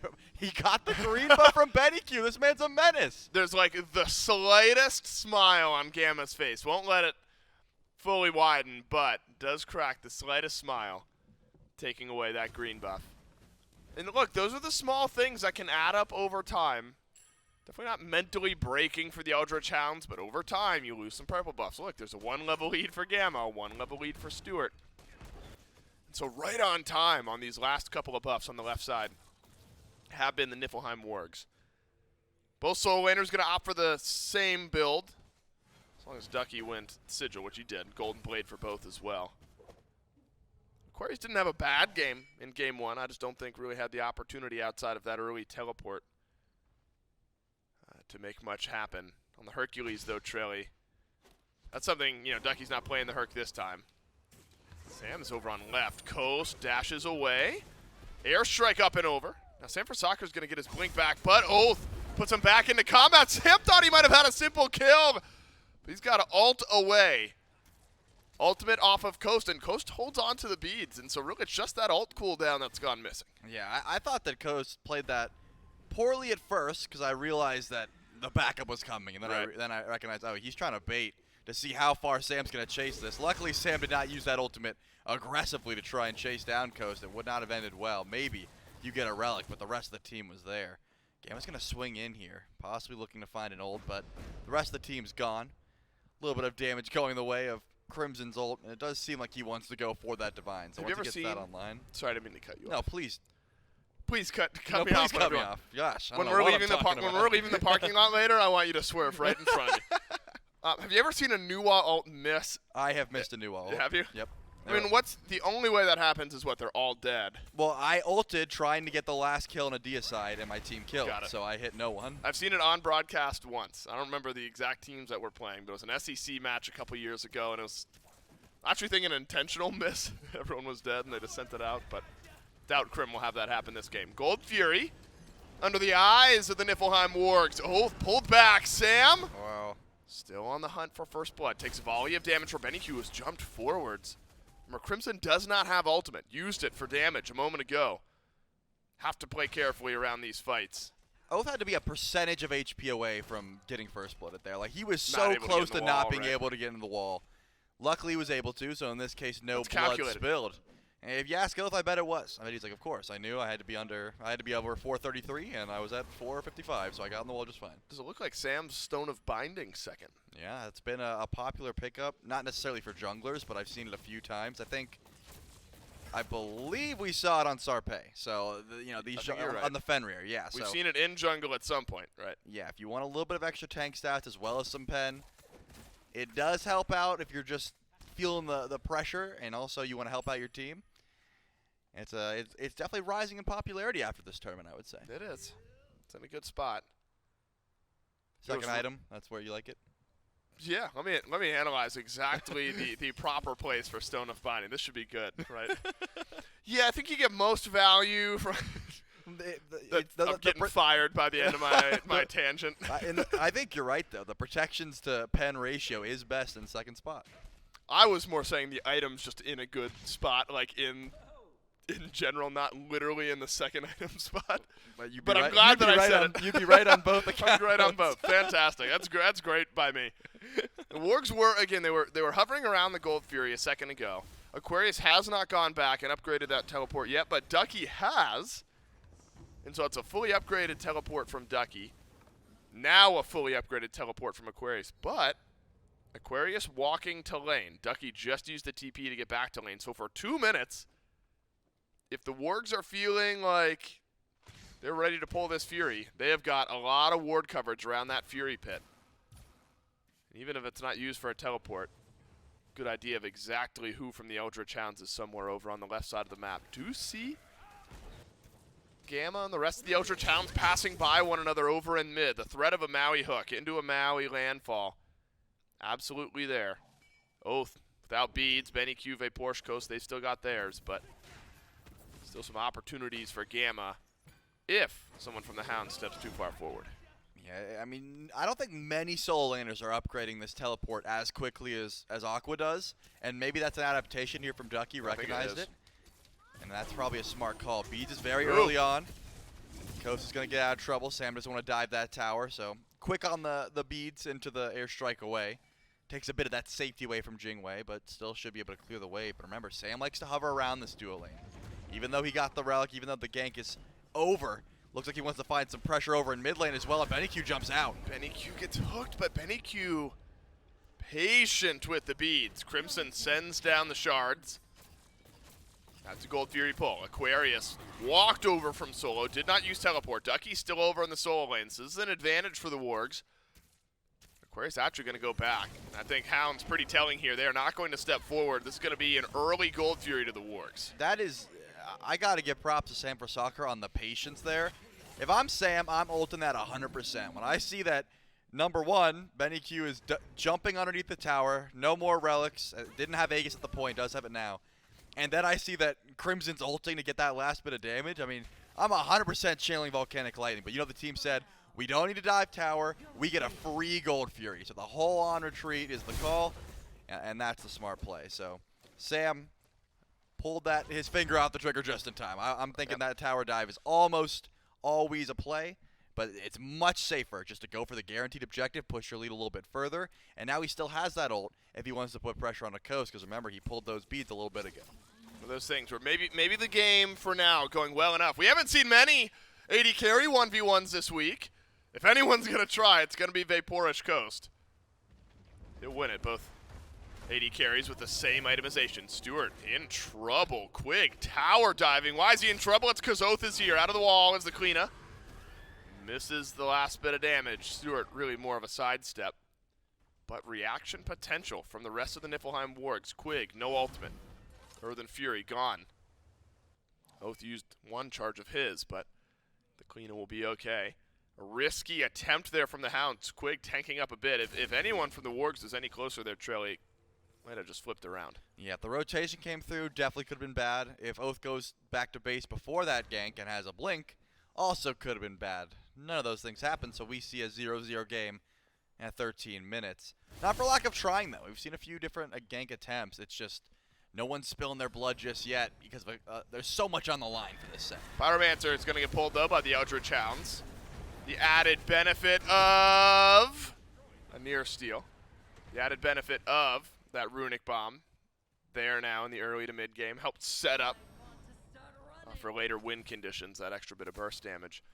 Who's happier? Right now, the Niflheim Wargs, they're up by, call it, 2,000 gold, 1,500. Decent amount of experience. Who's happier at 14 minutes in a tied kill game, gold, relatively even across both squads? Definitely the Wargs. I mean, you have blanket gold lead You're as ahead, well as right. XP lead. Because you look at Crimson, who's sitting at level 15. BennyQ just ticks over to 14. As far as I'm concerned, Nuwa is on a timer. And not in the bad way, in the sense that once you get to late game and you can initiate a fight, half health and carries, that makes it so much easier for Aqua to get in the back line and hit the finishing blow. Sam for Soccer to do the same. It's a pseudo dive mage in the sense of usually you're like, oh, how do I get my carries to their carries? Nuwa does not have to get there. She can do it from the back line. And if you're letting her go uncontested and top farm all the way to level 20, I'm thinking the Wargs don't care too much, even if they were about 1,000 gold behind, which they're not, as we've already highlighted. They are ahead, and for good reason. They have been running to all these invades. Got to give more credit to Gamma. Dude's a fisherman. Every hook he's had has been pulling a buff away. And no one's been stepping up to these objectives either. This is a thought experiment, and this is genuine curiosity. Okay. Is there ever a world, say a fight's about to break out, Yes. is there ever a world where just Nuwa ult is a threat on the Aegises of the Hounds carries? I'll let you think about it. Both will go into the wall. He's in some trouble. Kind of juking everyone, but kind of not. He goes back out towards the rest of his team. Big landfall through from Gamma on a massive stun from Stuart. And all of this tension is built up. And it finally erupts on the left side of the map. This is going to be a 5v5. The solo laner's here as well. Ducky is onked. That's Quig. Nearly gets jumped on by Gamma. Just the one kill. The first kill of the game. The first blood over to Sam for Soccer, and it's on to Oathhh. That is amazing. First kill of the game done at 15 minutes, and now Oni Fury immediately pulled. It looks like Coast is nearby, but it's not going to go for the steal. As Aqua gets to bully his old teammate, try and grab a relic or two, but BennyQ knows he can always jump over that ultimate if it comes through. So not going to send that one out, as it seems maybe Sam was trying to find another gank on a VaporishCoast. We talk about camping the solo lane, but Sam for Soccer he's got a playbook and he sticks to it. Yep. If you step past that tower line in duo, he's going to show up. Gold League continues to climb, though, after the first kill. And Relic's not looking so good. I mean, Oathhh had to use everything to try and get out there and didn't even make it. So Beads and Aegis not going to be the play for another 100 seconds or so. This clean is going to have to play extremely safe. Quig Good pull by Gamma. looking for a couple members of the Wargs. They'll swoop away, so they'll be okay for now. No pyro for the next couple of minutes, so now it's just going to be about map objective, map play. That's what Ducky's looking for. Bastion over in solo. Sam uninterested in that fight. Instead, maybe lurking for Oathhh. To return to that question, though, is there ever really a world, I mean, you have, say, full build Crimson. Is there ever a world where if you're BennyQ or Coast, you see the shards about to drop on you and realize you might lose half of your HP? Is it ever worth to use an Aegis super early in a fight, or is that almost never value? No, I've seen it done before, even in competitive play. I can tell you that when you have Nuwa, that's usually the play. Lead the charge with an ult. If they Aegis it, hey, their Aegis is down. If they don't, they're half health, and that makes the jungler's job a lot easier. It does feel bad, but it's better than, losing half your health and just forfeiting the fight entirely. Because if you have to run back to base at a fire giant fight, you're losing that ability to help your team. So I think it might be done in this game. Who knows? Could Maybe happen. We'll see. Well, VaporishCoast can get back to the fight a bit quicker with the Jingwei. Pyromancer. Eldritch Hounds already have one. Niflheim Wargs would love to answer back, equalize that advantage. It looks like they're going to be able to do so just fine. And of course you get some damage from the ultimate from Nuwa, but also some vision. Know exactly where everyone from the Eldritch Hounds is just for a moment. Hovering right at 2.7k gold, 3,000 experience. Now, I'm sure if you're a Wargs fan, this is the type of game. Of course you'd want, a W key game where you've got 20 kills by now and the game is just about over. But a game where the patience and the mental checks are being passed by the Wargs. Very satisfying after what was a frustrating Game 1 loss for this team, where every single check mark is being checked. It's a really good look for this Wargs team, especially after a tough defeat. And it just shows the signs of life that you were hoping you need that bounce back. At this point, Stuart is on the right side of the map, and Ducky is just behind him. I was wondering if Stuart was going to try to fight or if Ducky was going to try to fight, but it looks like Ducky has no fear. He's got Kins. Doesn't think that he's going to be in any threat of dying. Definitely needs to go into the He's Colossal got Fury. Kinsai. I mean, this Kinsai is getting crazy value for Stuart right now. A dash through from Sanford Soccer. Stun is only going to be onto Quig. I mean, man. Sam used his ult, Krim used his ult, Stu used his ult. So, really 2 ults on the Hounds down, 3 ults on the Wargs down. I like the attempt, though. Starting to see Stu spin up a bit, though. I mean, that was some uninterrupted damage into a Vamana, but it was really starting to connect. Something Ducky's going to have to be aware of when walking towards the back line. Yeah, 3 ults just for Ducky. If you get that kill, super worth it. In this case, not going to be great. If the Hound's forced to fight with those ults down, would be even better for them, but it looks like they're not in the mood to go for any sort of aggression yet. I like this call just because Stuart has lost his tower. He is not safe on the left side of the map, and he knows that Sanford Soccer camps out over there. Tries to find ganks. It doesn't look like VaporishCoast wants to step up at any point. So then you say, hey, Aqua, you go over to the left side of the map. You deal with it. Yeah, you have fun just clearing waves. I'm going to clear your wave. Maybe I'll go to mid. Stuart's kind of just been zoning around. We've seen a lot of these miniature role swaps so far this tournament. You're right. When you get these towers down so early on and you lose that bastion of safety. But the Warg still in commanding pressure overneath this Primal Fury. The Hounds are swarming, though. They want to try and defend this one. It's a close by. Where's Oathhh? Over on the mid lane right now. The Cliodhna can pop out right when you don't want it. But the Primal Fury will be quietly confirmed by the Wargs. Heartseeker was there for Oathhh, and so a decent power spike for the Hounds jungler, but not given the opportunity to use it in that fight in mid. The problem is you're starting to approach this territory. The gold's not out of control, but the last handful of objectives, Trelly, have comfortably been for the Wargs, and so it's got to start being a conversation for the Hounds. Where do we draw the line? We're having the line in the sand conversation of, okay, we didn't get the last couple of Furies. We haven't gotten any of the 3 this game. Got 1 Pyro, but we lost the last one. We're starting to cede all of this pressure and all this ground to the Wargs. Where do we choose to fight? Well, I don't want to put any bad mojo in the air for the Niflheim Wargs. But this is looking very reminiscent of I think there's already a bit of bad mojo. Yeah, they're down 0-1, but I mean, not in this game. They're up 1-0 in this game, but this set they're down 0-1.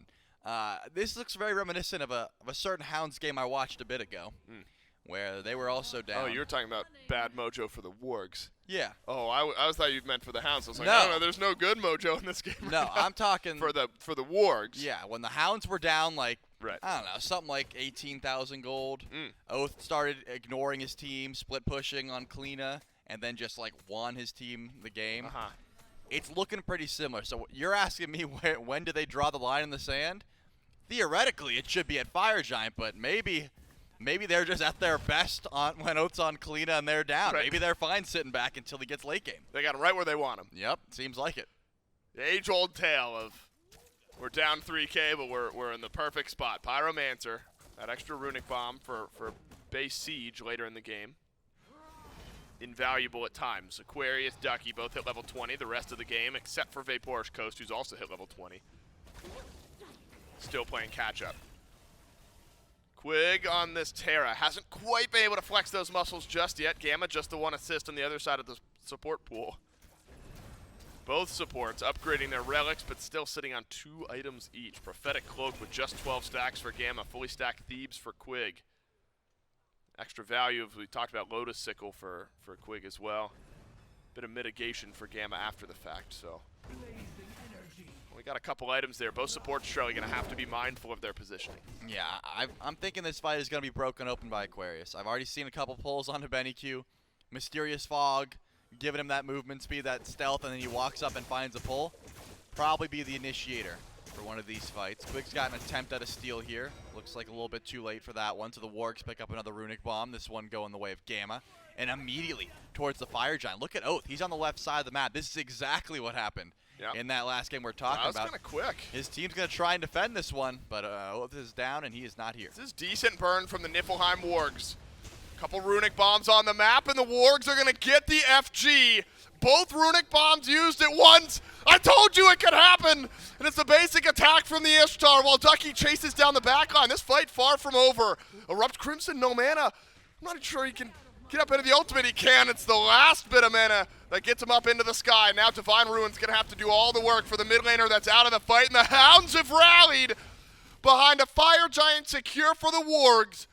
And the Hounds will drop one, and they've got map pressure in mid. Yeah, they're able to grab the tier 1 tower, but Minions not pushing quite yet. 4 members of the Wargs still have that Fire Giant buff.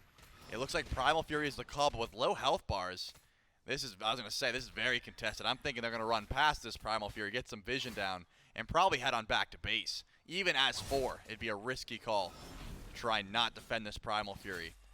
And it's not even spawned in yet. Notably, Oathhh was able to get level 20, upgrade that Bluestone Brooch. You're getting a kill onto Aqua. He loses his Fire Giant buff. And we got to see what Ducky can do in one of these team fights. Wasn't crazy damage, but it was enough threat that, I mean, Crimson had to get away. Right. He ran as fast as he could. The second he got up in that ultimate ran, if there was any other follow-up, if Oathhh is there somehow to help with that damage, I'm thinking there's kills or at the very least some relics down on that Nuwa. So the Wargs get to push their gold lead further, and they have fire on 4. But the Eldritch Hounds found, finally, some sort of aggression in this game so far. Yep.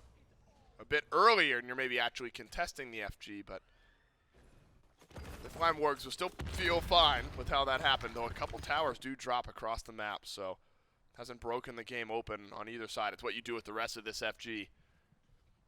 Everyone at level 20, supports at level 14. An Emperor's Armor addition now for Quig. Sensing this team is going to be on the back foot a bit inside of their base. Just that extra level of help that the Wargs might have to be aware of.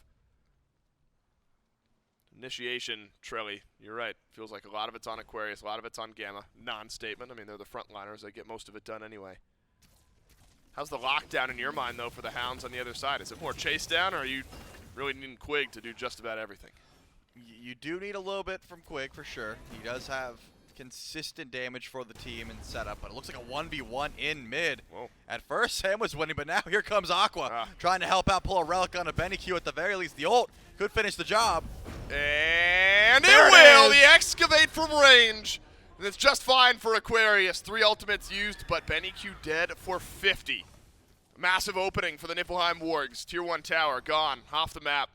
An afterthought. Could be more here for the Wargs. Pyromancer another minute or so. So without runic bombs or the wargs, where teams have been using them. Oathh is in the wall. Good damage. My goodness from Oathh. Is that actually giving the Hounds a potential opening to defend this tower? I mean, at the very least, they have to be careful walking in, using the minions from EruptCrimson and some heals. Am I insane? Is that all from Oathh? That was a lot of damage from Oathh. That was the Heartseeker, the Bluestone, and the Crusher procs, and they're not going to stop. He's going back in the wall. Oh, well, it's a landfall, but Coast can dash away from it. Good reaction time from VaporishCoast. A zoning ult maybe from Gamma. Tier 1 and Tier 2 down in mid. That's going to be all for now. Fire Giant falls off soon. You're going to be happy. I also got to give credit to Crimson on that last kill. BennyQ had a tough decision. He had to Aegis either the Boulder or the Nuwa ult. Rightfully, Aegis is the Nuwa ult and the Boulder. It's only one guaranteed to hit you, right? Yeah, it clips him right at the last second. It was a tough timing as well, and I think Aqua said, hey, ult, and I'm going to throw it after, and it works out perfectly. BennyQ goes down, Tier 2 gets dropped, and the Wargs get a little bit more value out of that Fire Giant. Wow, I can't believe Stuart killed Chester so early. He could have pulled him all the way towards Fire Giant, gave him some more movement speed around the objective now. Poor guy. They just get there a little bit faster, but here are the Hounds. They are grouped up as 5, and I'm keeping my eye on Oathh. This is where he makes those big plays on Cliodhna. Pyromancer's close by, but remember, it's not an immediate shot over to the Fire Giant now. There's this big wall that separates it all out. Deciding which is more valuable. I mean, clearly both teams are going to be right here. Fire Giant's more valuable, of course, every day of the week, but could have a smaller fight over the Pyromancer that then shifts over to FG. Slight wave pushing for the Wargs over on left. Everything else even on the map right now. Wargs sense a bit of space. They'll fill it with Aquarius and Sanford Soccer on the Pyro. Again, Ducky doesn't have this lockdown, but Oathh through the wall can cleave the backline. Wargs will get the Pyro and a runic bomb. Small advantage to the Wargs and a bit of positioning, aggression from the Order side around the Fire Giant. And they will not shy away from pulling this. They did the same thing just a few moments ago. Yep, stepping up, making sure they have that map presence. Aqua sends a few members back, but it looks like the Wargs have some power spikes they want to tend to. So going back to base is the call for now. Looks like Gamma's going to get that Stone of Binding, and I believe Crimson finishes Soul Reaver. That's going to help out a ton. The Eldritch Hounds recognize this, though. Do they step up and make a pull of their own? No, but they are going to get a little bit of more vision down towards this objective, at the very least, to try and help that fight. Items are just coming through, though. I mean, I think both teams are only getting stronger as we wait. Finally, the Wargs go for a traditional call, but remember, Ducky's behind. He is. He's found Crimson. This is where the shards are important. That's a lot of damage. My goodness. Crimson just getting absolutely chunked by Ducky. And Stuart and Crim, they've got to do it all on their own. BennyQ steps forward, gets the kill on the Gamma, and Coast is well underway in the build as well. Jingwei starting to swing, and the Hounds, they're somehow doing it again. They have flipped the script. Sam and Gamma both gone, and 3 members of the Wargs left on the map. Low health bars, though, at Fire Giant. It looks like Ducky's making sure that Aqua can't back and teleport in just yet. They've got enough DPS. This should be a free Fire Giant. No one's going to make it in time. Wow. He got a chance to try and chase down for some kills if Aqua does want to TP, but he doesn't. Fire Giant goes the way of the Eldritch Hounds. So far down in gold. I mean, not anymore. It is starting to climb back closer and closer. Only 4K at this point. But that Oni Fury's up. There's 2 more towers to go through. And it's a lot of damage coming the way of VaporishCoast. A lot of damage coming from Oathh. And Ducky just popped Thorns and ran down EruptCrimson. There was a point where the fog almost killed him because he was standing in the Thorns with his ultimate. Yep. It was brutal for Crimson. And that's where we talked early in the game about, well, what are some of the shortcomings of Nuwa? If you have to use that ultimate defensively, kind of just get walked at after that. And that's what Ducky does best. That's what a Vamana does best. Stomped at. Just stomped at by a big old baby. I guess he's Napoleon, right? Is this the Napoleon skin? He's some sort of... He's like an emperor. of some sort. I don't want it stomping at me either way, because what's been happening after that is real good for the Hounds in the last few minutes. Fire Giant on all 5 of them. How can this solo laner create so much distress on the map? Once he ults, you'll find out. That's right. That's it. And you can tell that no one wants to be around. And also, Undying. So many members of the Hounds are Undying, but it doesn't seem like Ducky's really ever been contested for running out of HP. He's just been, ignored at that point. You say, hey, he's not doing too much, so we'll just let him free cast. But they're never turning their attention towards the Vamana to try and find a kill, especially once those thorns are popped. Hounds push up left, though, with that Oni wave. And it looks like a soft defense here from the Wargs. They've got Thor here. Oathhh, though. Good avenue behind. BennyQ. Ward coverage for the Wargs. But look, I mean, Stuart. BennyQ's Grim. jumping? They simply have to walk away. BennyQ jumps in, but a 3-man stun from Stuart might light this candle for the Wargs. No, it's just defensive positioning. Ducky takes a hook, but he's got thorns, he's got ult, he's got Stu in his sights. Gamma's left alone on the front line. A solar swing will save his life, but some big crits from Stuart. Save for soccer. Doesn't even ult. Takes a death from BennyQ, had ult in the back pocket, and suddenly the Eldritch Hounds, who were down 4,000 or 5,000 gold, all the map advantage in the world. Yeah, it looks like they want this mid-tier 2 as well. All on Gamma or Aqua to try and find a lucky pull underneath this Phoenix and make this fight a bit easier for the team. Not going to find it, and they don't care about that tower because there's minions and there's a right side bird they're looking after. Big shove back from Aquarius. BennyQ's in a bad spot, but jumps in again. He's got Aegis, and he might need it. But Gamma, he gets cleaned up by VaporishCoast. The Hounds have been so resilient this game. The carry's still remaining on the map for the Wargs. Aquarius could set up a pull onto someone. Right now, Stu's got an advantage. He's got Deathbringer and Demon Blade. There's no Spectrals for the Eldritch Hounds. Ducky shoved to the side. Stuart, good positioning. He's found damage in the back. But once again, BennyQ jumping forward, and Stu is way too low to continue up this fight. The Hounds have wonderfully passed off aggression from the Wargs to one another, and they have nearly cleanly swept the Wargs side of the map. Well, for the first time this game, we can say it, the Eldritch Hounds are up in gold. Map state-wise, also in their favor. Look at that roller coaster that is just a full-on drop at this point.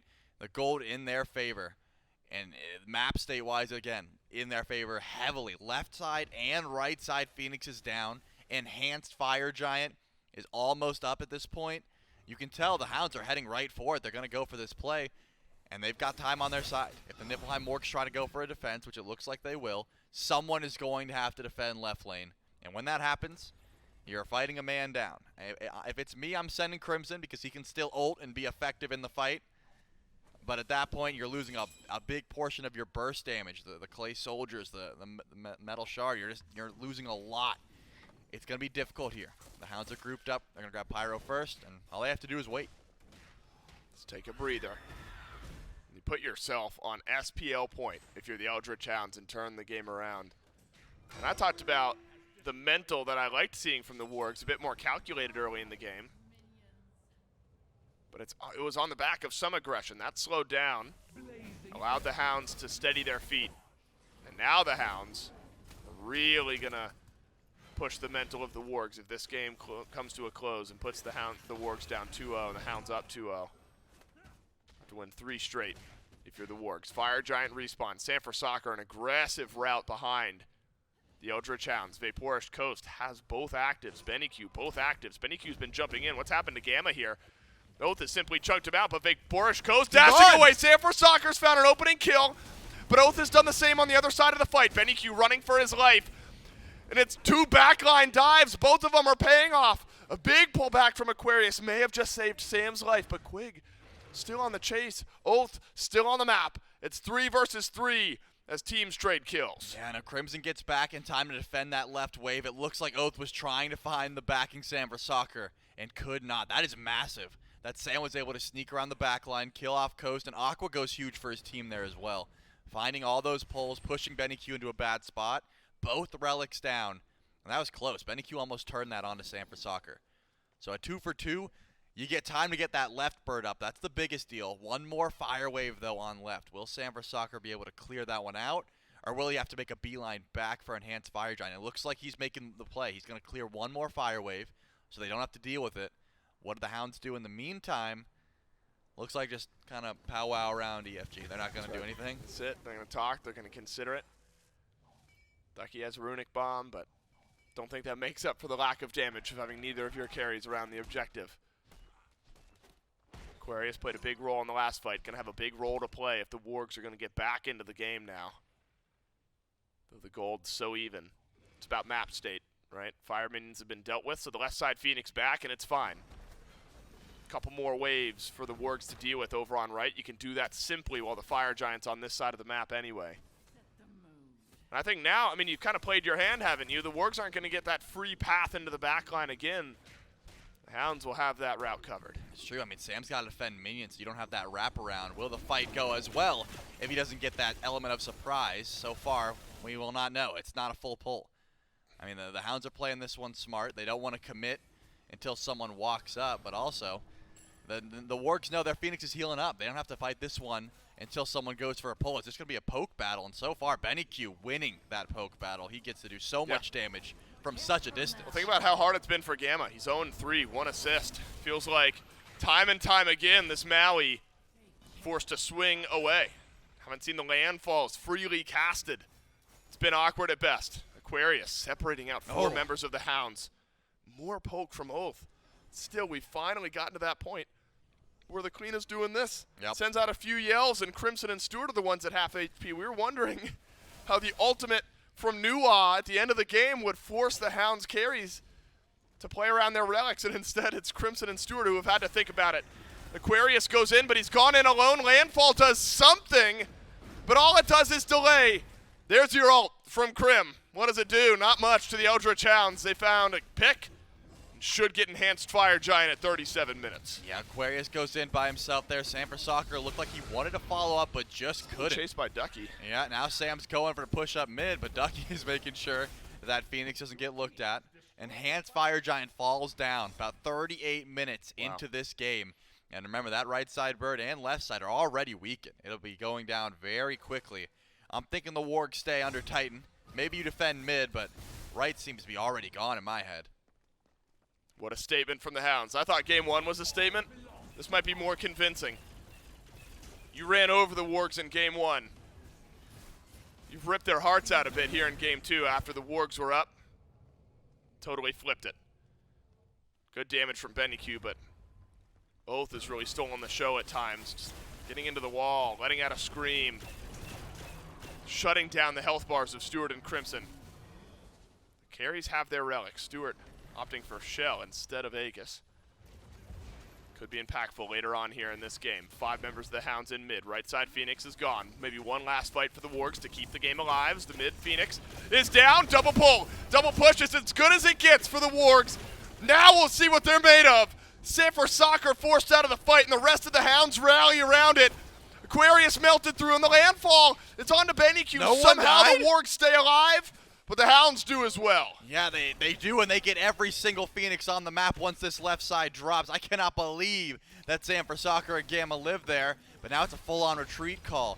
Are the Wargs going to be able to find a pull? Aqua gets BennyQ, dishes him up. He's gone. That's 1 kill. What else can you find, though? It looks like the Hounds are fine with dropping BennyQ. They have all 4. They've got 3 birds down, and all the Wargs can do is group up and push. It is so difficult to come back from a 3 Phoenix down scenario.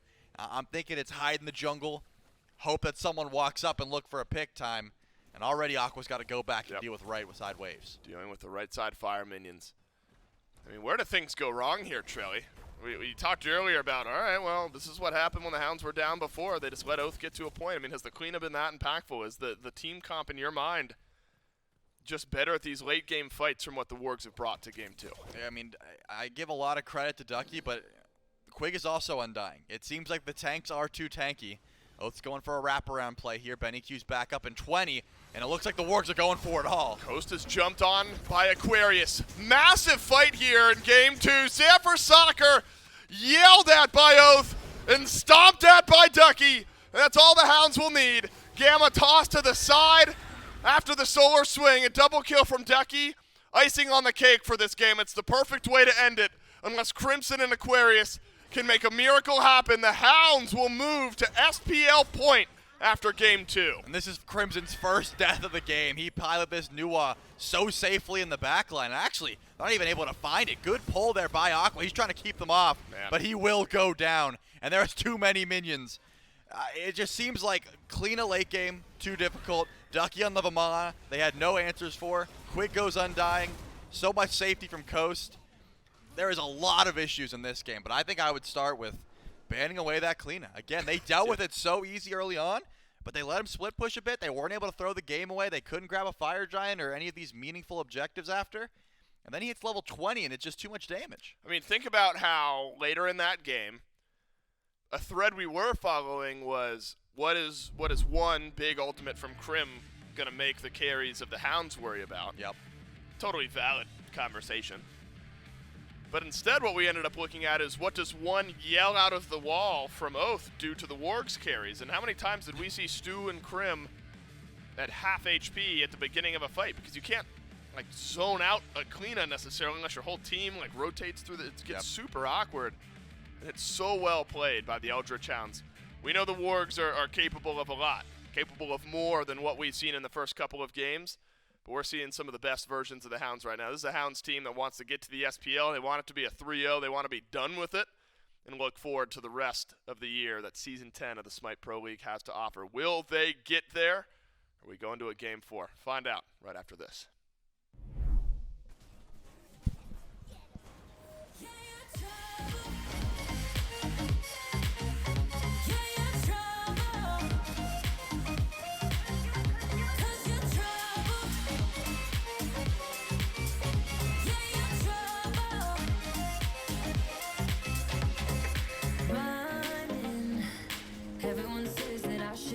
Start running, but I'm not supposed to run when I'm falling. I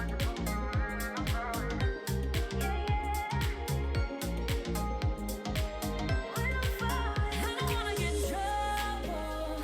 See where you stand. I don't wanna see you crumble. To recall what we meant, all the words you never said, all the questions in my head, 'cause you're trouble, yeah.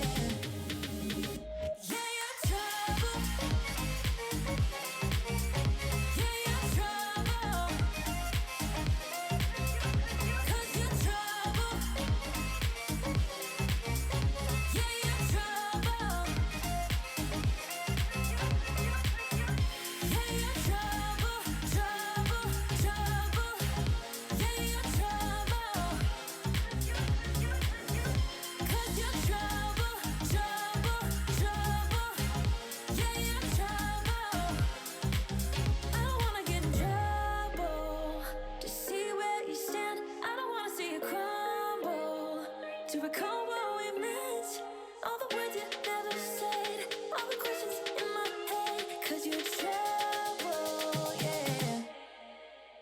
Yeah, you're trouble. Yeah, you're trouble. 'Cause you're trouble.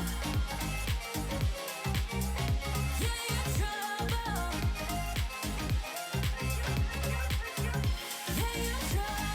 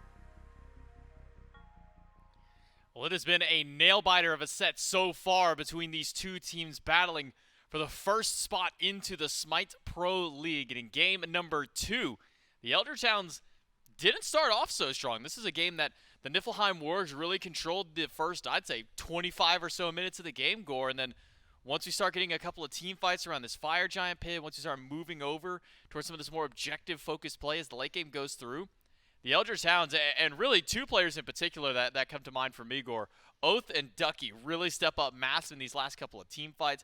Oathhh with the damage output, Ducky with the zoning he was able to do. Really felt like those two were able to elevate this Eldritch Hounds team up. Yeah, I think that what we really got to see, it was just impressive play from them, right? When you go down at that much gold that early in a way, well, early, depending on where you see some of these fights happen, right? No first blood for, 12, 13 minutes before it finally kicks off. I think what you really get to see is a team that, I think Dave said it best, where, you are getting some of the best versions of the Hounds right now. You are getting a team that is able to play from an aggressive lead, as we saw in game number 1, but a team that is able to play from behind. I mean, this is 5 kills in, 30 minutes in. It's even here. Prior to this moment, the Hounds were 5,000 gold down. They got that Fire Giant 5,000 gold down. Impressive play, I think, from them, to say the least, being able to kind of fight in the face of adversity. You get a lot of really big strings, right? Kill-wise, damage-wise, you had mentioned Ducky and Oathhh. Of course, they have to absolutely take some of the forefront.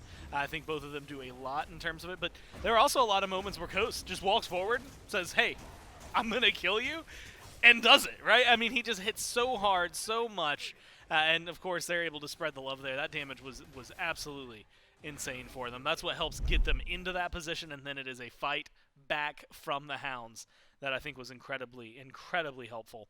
It stands out. You get a nice, perfect support scoreline there from Quig, the slash line matching exactly what you want, but an undying game from Ducky, the front line together, not going down.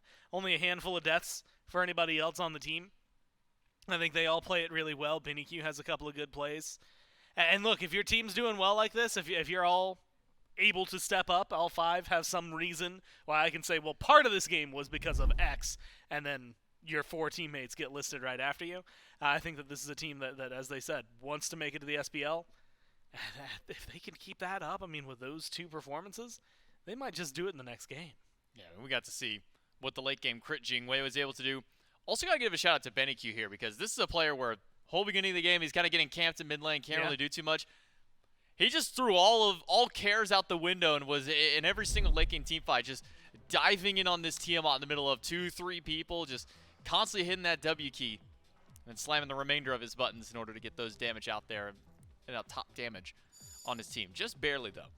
But now we move in to the most important game of this set now for the Niflheim Wargs. We move further. Every single game must be a win for the Wargs if they want to find themselves in the Smite Pro League from this set alone. The Eldritch Hounds, they've got some room to play. They're up 2-0 in the best of 5. Niflheim Wargs, though, will start to address one of the problems that they had in game number 2, and, well, that big problem was a colossal one, if you will. The Vamana now banned away alongside the Emoji. I mean, look, you ban it in game 1. Things go wrong for you. You let it through in game 2. You have an admittedly closer game, and then things go wrong for you, and a lot of that is piloted by the Vamana. I think Ducky's just having a hell of a game. I like the Cliodhna ban as well. I think, again, try to control Oathhh. We had talked about it, honestly, Camazotz, since it looked good earlier. I wouldn't necessarily be against seeing that. We'll see where the priority for specifically Oath's picks are. But this is where meta picks can be taken away and not focused as hard if you don't want to, right? And Maui right here is not bad by any means. But if you think that you are going to play something that has fallen down the line a little better than what you're going to grab there, it's also worthwhile, right? Your top 1 might be the same. Honestly, top 3 in the game might be something very similar. But once we get back to the Wargs, I'm really, really going to keep an eye out on what kind of things they're going to change to try and take a game that fell apart really fast and then a game that was actually kind of in their favor, had a gold lead for a majority of it, despite some of the fights not going their way until a certain point when the Hounds turn it around. How to take something that starts out well, turns to disaster. I want to see what adjustments they make here to accommodate that. For now, the Eldritch Hounds taking their time on what they want to pick up here. Typically, if we do see a Magical Hunter, it's usually in one of these slots, but seems that as of this set, the Magical Hunter's not very popular among these teams. We saw the Olorun in game number 1. Looked great in some instances. And Kind of fell apart near the end as well, though. We came in, I think, to the tournament, everybody, at least, because of what we had seen, knowing this was going to be on the 10-1 bonus. Right. And immediately it's like, well, magic carries have been the thing as of late. That's what you need to be worried about. And then what we got to see was, well, Chronos is good, but still Chronos, right? Like, you're not having the crazy early game. Olorun is good, but there's definitely things. I mean, we've seen more teams dealing with him, I think, so far this tournament than we really are used to seeing. It feels like Sanctified Fields is, like it used to be, kind of the only thing you pick him for, but unfortunately, in the past, it's always had a little bit extra, right? He was still able to do too much. Doesn't feel like he's got all that going for him. Soul's been pretty decent. I got to give her the shout-out. She's been doing Soul things, right? And then Freya, who has been exactly what you expect, the one who is the dominating force. So really, out of the 4, you've got 1 for sure, 2 that's okay, and then 2 that are just thrown off to the wayside. So I really do wonder, when we're seeing things like the Jing, we're seeing a lot of Ishtar, when we're starting to see other hunters getting picked up. I'm curious what the Wargs are going to do. Because they could go for something like that Soul, right? Maybe get a little magic-heavy damage, good for structures, things like that, good immunity. But we've seen it more in some of these matchups, even earlier today, when it's up against something like the Naja, where it's like, okay, well, this is going to be pretty good for me, Soul, in this matchup. Normal matchups, who knows, coin flip it, toss it in the air, see where you want to grab it. Might not need it this early on, might be worthwhile. But the Hounds, when you get something like the Hercules, get the Huang, you got a lot of CC, a lot of control. Tanky factor up there, but with the way this Huang was ulting 2 games ago, fantastic play, so I'm expecting a lot out of it again. And unfortunately, what I'm seeing for the Hounds right here is, or I should say unfortunately for the Wargs, the Hounds are just going back to some of the things that gave them success in game 1. Hercules, the Huang, and the Sylvanus that got banned away. Man, it is a near run back now for the Eldritch Hounds. This Sylvanus does end up getting locked in, and it will one more time. That Quig will get to run with this god up against the Niflheim Wargs. The Wargs' response, though, after the Hercules and Huang, was a Batz and a Cernunnos. It was banned away in the prior game. We haven't been seeing a whole lot of Cernunnos. In fact, as far as physical hunters go, it's mostly been Ishtar, Ram, and now this Jing kind of popping back through. So interesting to see the Cernunnos pop its way through. But, I mean, when we dial back, 2 months ago to Worlds, not even 2 months ago, that was like the number 200 to go towards. Yeah, he was really high up there. It's funny you mentioned Ram, though, because while Cernunnos we haven't seen as much of, Ram we saw a little bit earlier on in the tournament, did not stand up to what we wanted. So I don't mind maybe him taking the wayside. I do have some wonders about this Cernunnos, right? I think I like the Maui and the Hunbats a lot. Kern brings big polymorph, big damage, right? A lot of self-survivability as well. So I'm going to give him the benefit of the doubt. Faith in the Wargs here. But I will have to say, Hercules, Huang, Sylvanus, Ishtar. That's just Sylvanus scary. Ishtar. Yeah, Sylvanus Ishtar. Just Duo combo. That's just a good top 4, man. The Hounds have something strong here. They're already popping off with the 2-0. This is a hell of a way to start off game 3. And for the Hounds, all 4 of these were gods that were picked in game number 1. The only one that cannot be accessed from game 1 was the Camazotz that got banned away alongside the Loki by the Niflheim Wargs. The Hounds take Merlin and Tiamat off the table after picking up their Huang. So we'll need to see something new from the Wargs mid laner. Last game it was Nuwa. And while Nuwa did put up 40 some odd plus thousand damage. And didn't die. Nearly 50,000 damage. Didn't die. Just felt like there wasn't that same level of oomph that there is with some of the other mages in the game. Definitely got a lot of damage throughout there, but maybe just by nature of Nuwa being able to hit 5 people every single time that 5 people are alive, even if it's for smaller damage. But the Warg's adaptation is to pick up a Hades now for the solo lane, going over to Aquarius, and then Hell in the mid lane for EruptCrimson. So dipping a little bit more into the sustain route for the Warg's composition. I don't mind it. I mean, what we saw earlier, Hades in the right hands in the right moments, he can absolutely not only drive a game, but like you said, a lot of sustain, a lot of good damage that he can bring. I'm also a big fan of the Hell. It depends on what we're going to see. Earlier, we saw a Hell pickup, but it was very much tanky build, very much I'm going to be here for healing, I'm going to be here for CC, I am not here for damage. You cannot rely, like my 3 even isn't going to hit people that hard. So it depends on what kind of build the Wargs give us, what kind of build Crim is going to bring for us. But I do like both of these picks. I like their draft, but it definitely has its ups and downs, right? If it starts to fall behind, a lot of these picks suffer really heavily. The healing might be able to make up a little bit for that, but I think that just showcases and matches maybe some of what the Sylvanus is going to be bringing, what the Hercules is going to have. The Wargs have a lot of pressure on them this time around to perform top to bottom, right? Maui has to look good. Batz has to look good. I think those are going to be your big playmakers. Hades has to be on that list as well.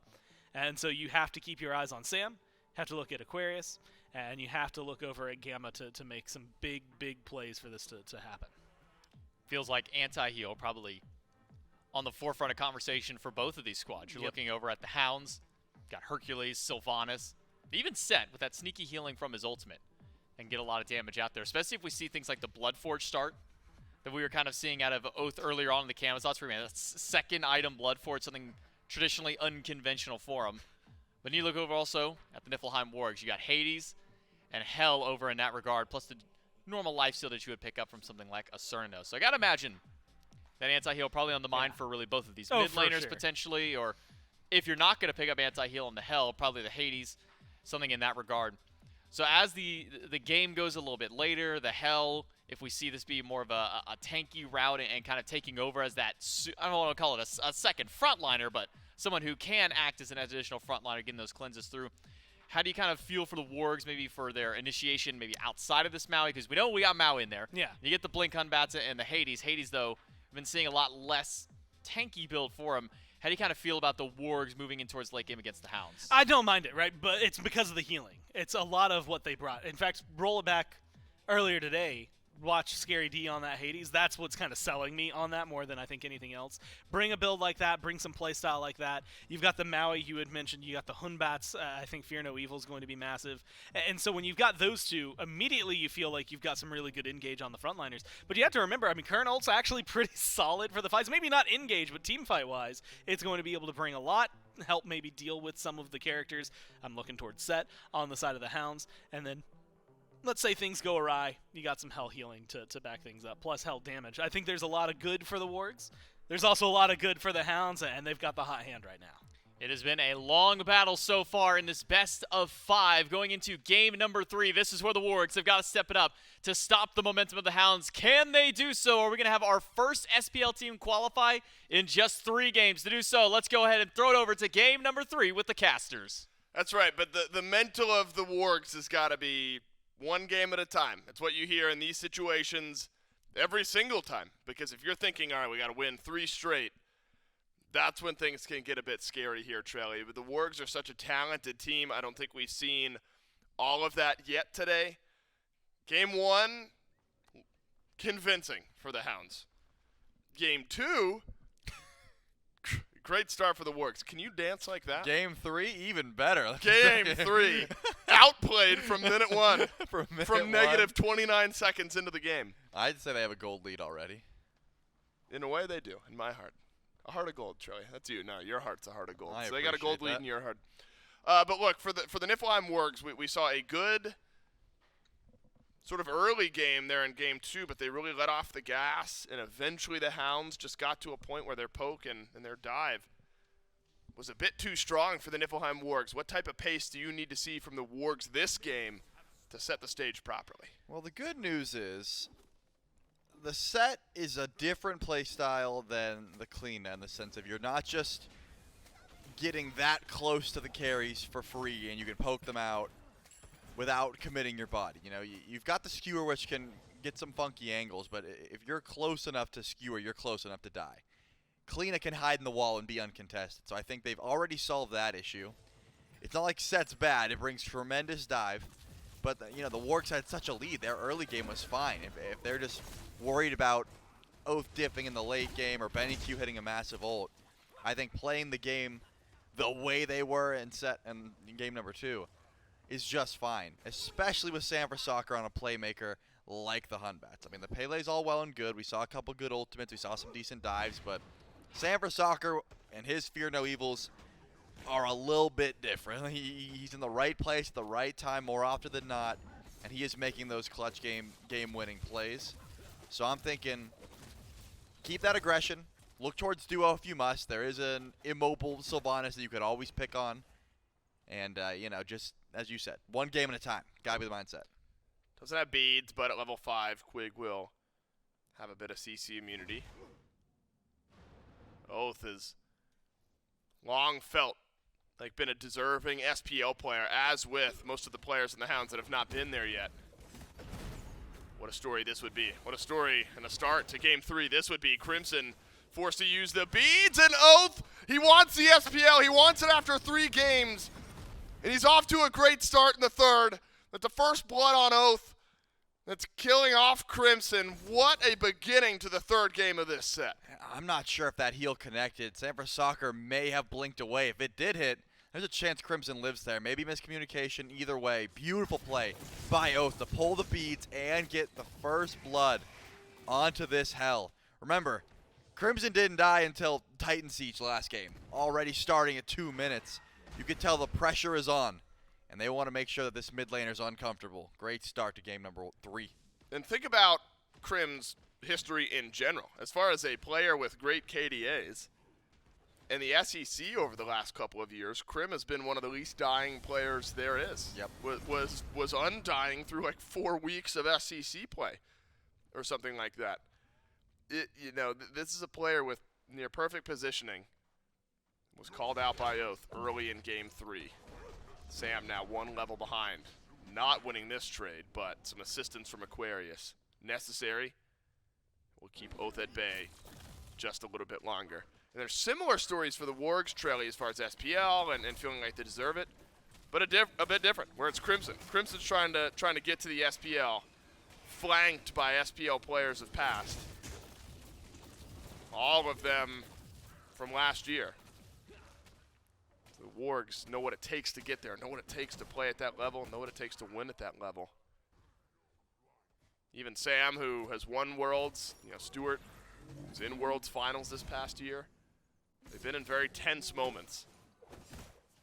This one of them, but remember, there's still a bit of pressure off, where if the Wargs end up losing Game 3 or Game 4 or Game 5, if we get there, you're automatically in the winner or the losers bracket finals tomorrow, which is another shot at making it into the SPL, but it'll be against one of the teams that awaits down there, Gilded Gladiators or the Aru Scorpions, depending on how the first set of our day goes.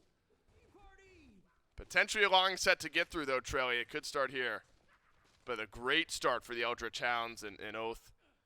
Did have to use the beads a bit earlier on. Sam with this blink, now at level 5. When you talk about the Fear No Evils and how they hit different, it's some of the early game stuff as well out of Sam, but targets could be difficult to come by. And that's the issue. It's not, when you pick a Hunbats, your ults have to be on point, but also the follow-up has to be on point in the early, because Hunbats is not a 100-0 style jungler until he gets like level 20 full build. You're really looking to force fights and hope your team's got your back. You definitely can. If you're hitting your auto attack resets and you've got enough damage, you can find those plays, but Sam needs the team in this case, and looking over towards duo is still a good call. It's just there's a lot of healing with Quig and VaporishCoast on the Sylvanus with the meditation. It's difficult to try and just 100-0 with all of that sustain available. Fighting with EruptCrimson would be able to give you your own sustain, but BennyQ's got plenty of ways to get out of Fear No Evil. Got the beads, got the Celestial Flight, as long as you're positioning well. So where does Sam look? He turns his eyes towards solo lane. Looks at Ducky before he gets tanky. Only has Golden Blade.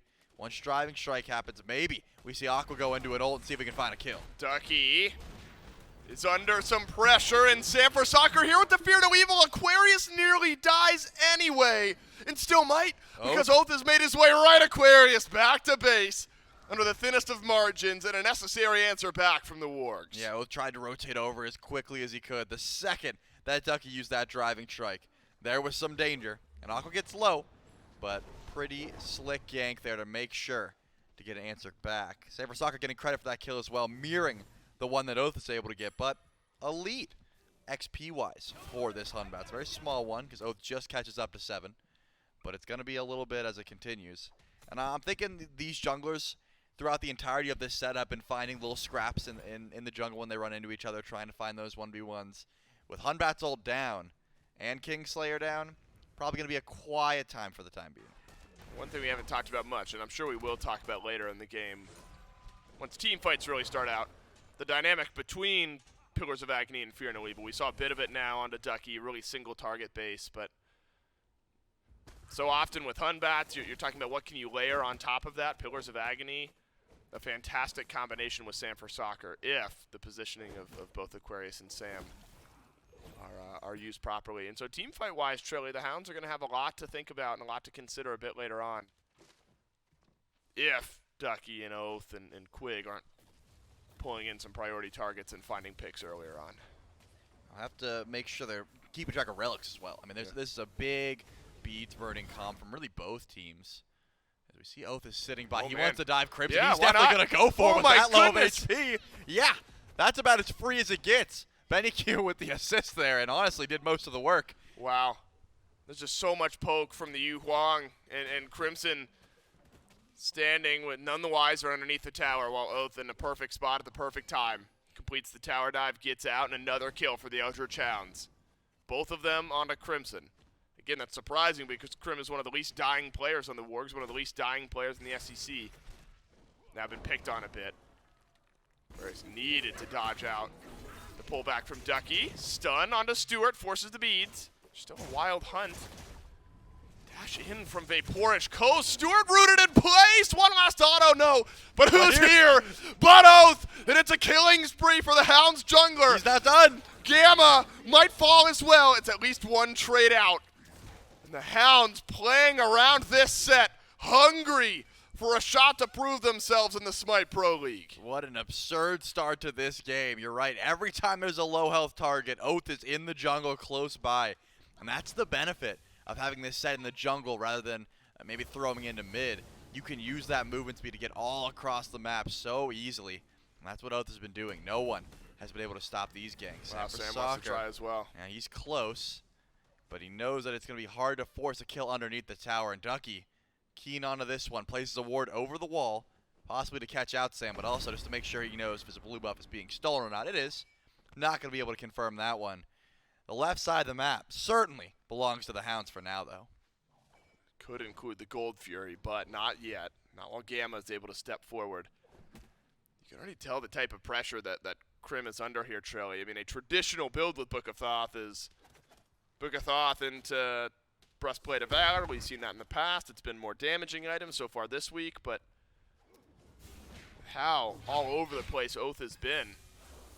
Physical defense necessary for Crim in that second slot.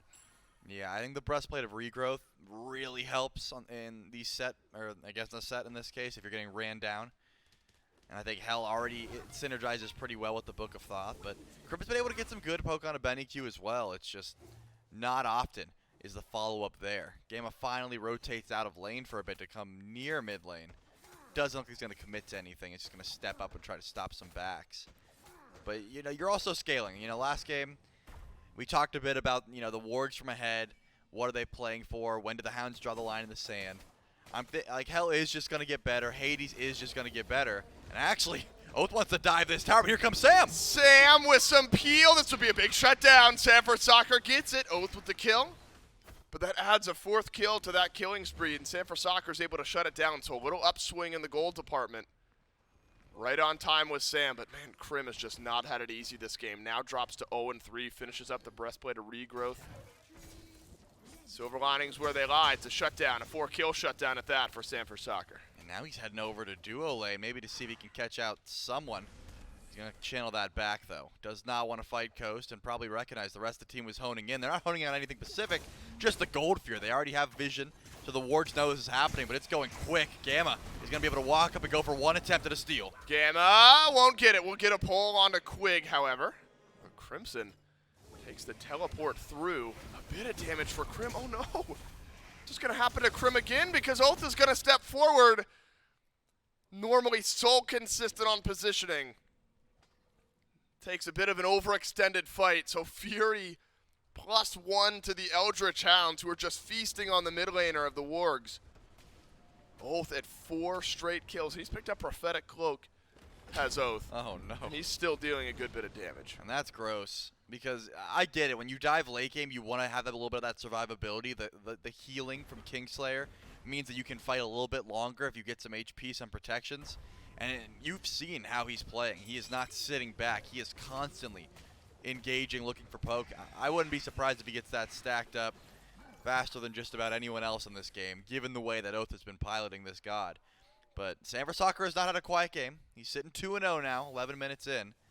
It seems like he's going to have to hover around Crim pretty consistently, trying to keep this hell alive with peel and damage, that sort of thing.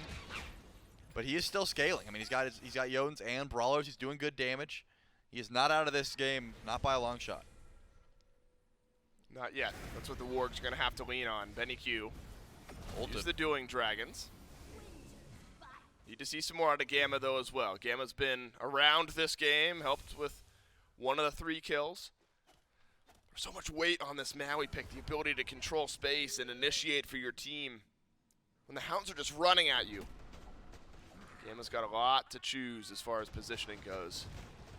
Just bullied off of these mid camps by Oathhh. Level 13 to the 12 of Sanfrecce, who's having a fine game so far, 2-0, but has not been able to keep pace with the 6 affected kills of Oathhh over on the other side. Stopping things from getting worse has got to be priority 1 now for the Wargs, and 1,500 or so gold down, far from devastating, but keeping it there or better, priority 1. But you could tell that VaporishCoast, and look at this, another aggressive ult this time around. It's towards Gamma. Oathhh is trying to find another one, and I think he'll be able to. It's going to take a bit. Man. Coast gets credit for this one, but here comes Sam. Sam and Crimson are in. It's a Fear No Evil, but an Aegis from VaporishCoast basically shrugs all of it off. Root not there from Coast, but Oathhh has a chance to chase this down. Coast dashes forward, Dueling Dragons up from BennyQ. Will not pull anyone back in. And a wild hunt from Stuart. A last-ditch effort to peel out for his team.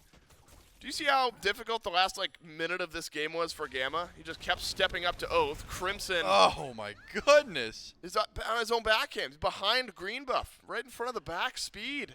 Now the 5th kill of the game onto Crim, and this has got to be mentally taxing now for EruptCrimson, where 8 kills are on the Niflheim Wargs, 5 of them lie at the feet of the mid laner. You know, there maybe has been a positioning moment or 2 where you're questioning Crim, but a lot of this is spearheaded, just chosen effort by the Eldritch Hounds. And that's what I wanted to zone in on. It seems like the Hounds have the playstyle of the Wargs ironed out.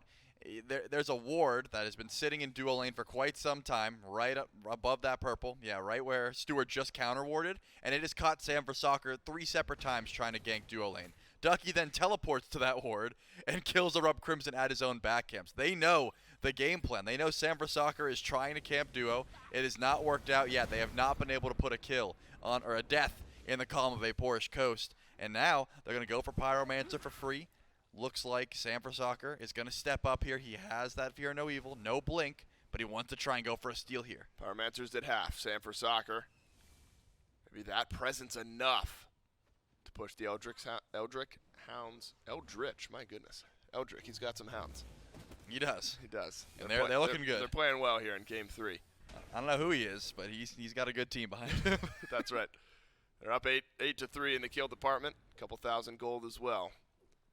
Pyromancer looked at, but not completely dropped. Still scaling possibility. Oathhh takes some chunk damage from Crimson. Still more utility after the Book of Thoth, after the Breastplate of Regrowth, it looks like, for Crim. I suppose you're assuming that your Hades is going to be able to do enough damage. This would be a nice boost for the Niflheim Wargs. Pyromancer pulled by Aquarius, by Sanfrecce. Gamma's in range, can play Peel. And the Fear No Evil is pretty telling there. The Wargs just wanted to see an objective go down. They're fine with committing that. Sam, no mana to fight anyway. And the Wargs with signs of life. Yeah, great timing as well. I mean, Ducky had beads, Ducky had ult, but if he ulted to immune that Fear No Evil, he has no steal attempt. But now, Primal Fury started up. The rest of the Wargs are here, though. They want to try and defend this one. I'm keeping my eyes on Crimson. He's a little bit tankier than he has been in the past. But he's going to try and keep alive Aqua. He dashes out real early. And who is here? It's Oathhh chasing down Aquarius, who's been able to evade the set so far, but no longer. That Gamma was just waiting on that cooldown. for Aquarius to get out of the ultimate. Mid lane, tier 1 tower finally falls. Hounds grouped as 5, and they are starting to build up some momentum in game number 3. The Wargs have hung around, but the lead now starting to build back up, and a Primal Fury will add to it. Yeah, there's no way they're trying to step up for the Fury. Crimson is very high in lane, though. Ducky recognizes this, so he's going to run at him for a bit, just trying to bully this hell. No follow-up, though. And that's the thing. In years of past, maybe you go for a risky Fire Giant call when the team's on Primal Fury like that, but there is just not enough DPS in the world for the Wargs to go for a call like that, so they just have to find some poke on a BennyQ. There's no answers. I mean, last game I was saying, where's the answers for Ducky once Oathhh got online?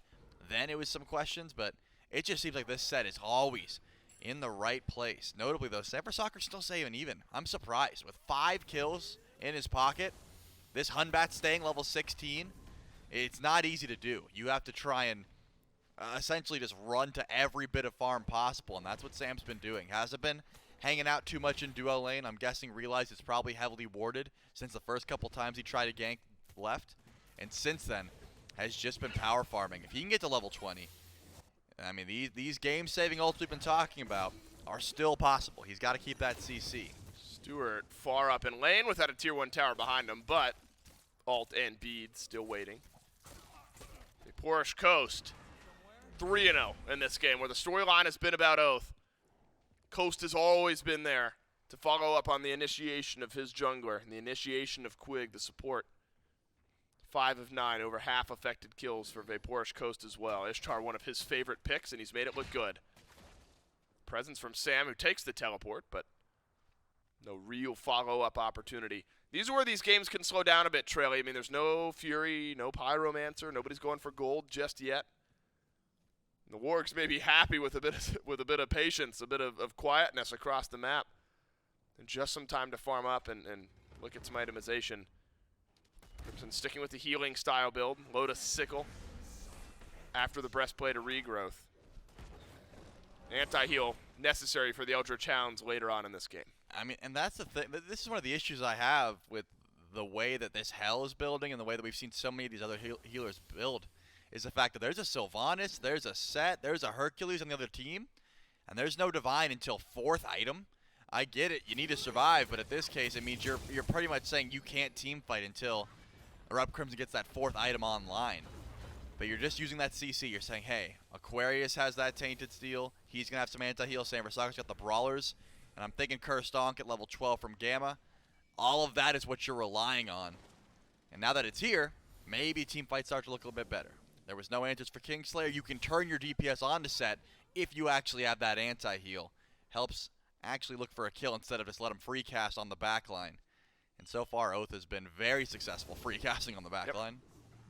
Sam with Blink always poses a certain level of threat for the Eldritch Hounds, but a bubble onto Quig will keep him safe under the pressure. Prophetic Cloak from Oathhh should do the same. Finished a Heartseeker, though, on the set. That is going to hurt so bad.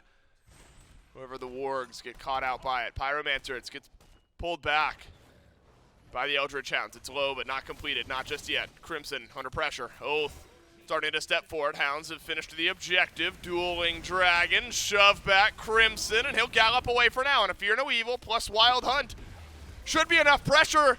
A 3-man pull looks great, but Gamma dies after it. Aquarius will as well, but it's a killing spree for VaporishCoast on a double kill from VaporishCoast.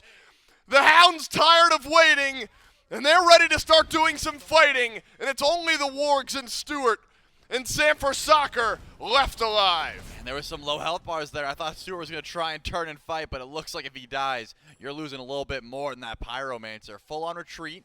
Looks like the Hounds are going to go back to base, and then 2 options. Do you beeline for Fire Giant? Without Quig, doesn't look likely, so they're heading over for the Oni Fury.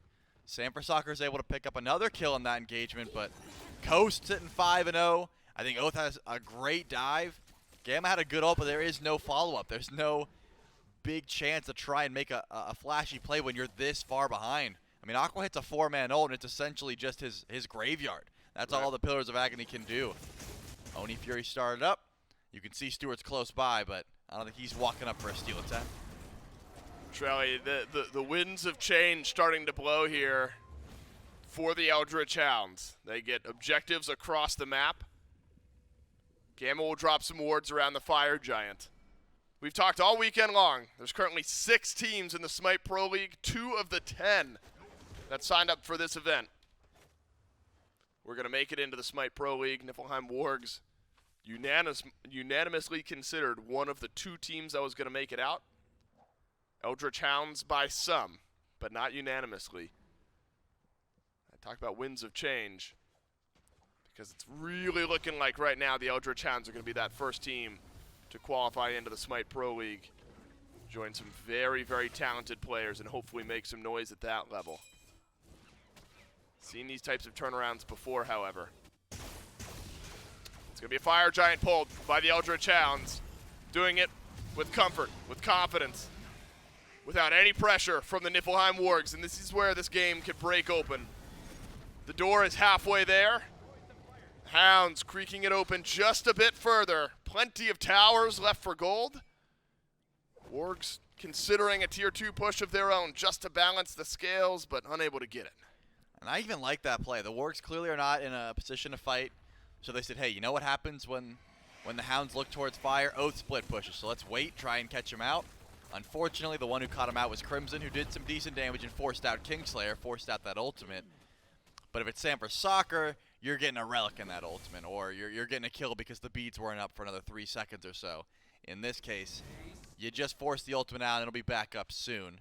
But the Wargs they understand the position they're in. They are not going to win a fair fight at fire. They are going to get cheeky picks if they can, and they are going to bunker down underneath their Phoenix. They need the deck stacked against them if they're going to find a pick or try and slow down the gold lead that the Eldritch Hounds are building for themselves.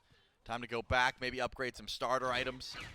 Protector of the Jungle built for Oathhh. You see Pendulum of Ages. It's just getting more and more power spikes here for the Eldritch Hounds. That's brutal. Worth noting, Trilly, not Divine Ruin for Crimson. Spear the Magus. Extra % pen, mark a target, deal a bit more damage to them. And healing could become a problem, though, if it's not already. Other than some of the items that you've listed for the Niflheim Wargs. Remember, not out of it. Still a chance to qualify, a good one at that for the Niflheim Wargs should they lose Game 3. Go right into the losers finals. Whoever loses this best of 5 await either the Aru Scorpions or the Gilded Gladiators. Hard pressed to see a world where the Wargs somehow turn this around. Oathhh simply playing too clean. VaporishCoast simply following up too well. And all of the Hounds are on the same page. Gamma melted. Crimson shoved to the side. A double stun from Coast, but Aquarius with the Pillars of Agony keeps things interesting. Oh my God, from Gamma. Has he done enough? He's given a double over to Aqua, but Oathhh is in the base of the Niflheim Wargs. A triple kill from Aquarius. When you need him, he stands up. But you somehow needed more because the Hounds, they still talk. And they'll still get a tier 2 in mid. Aqua gets 3, but Oathhh gets 3. I mean, Ducky gets credit for 1, but let's be honest, that was Oathhh ripping through so much damage on this set. But Gamma comes up big for the team, and that was some big damage from the Wargs. They really needed that. Tier 2 tower goes down, but at least they're showing some signs of life. They're not just going to roll over.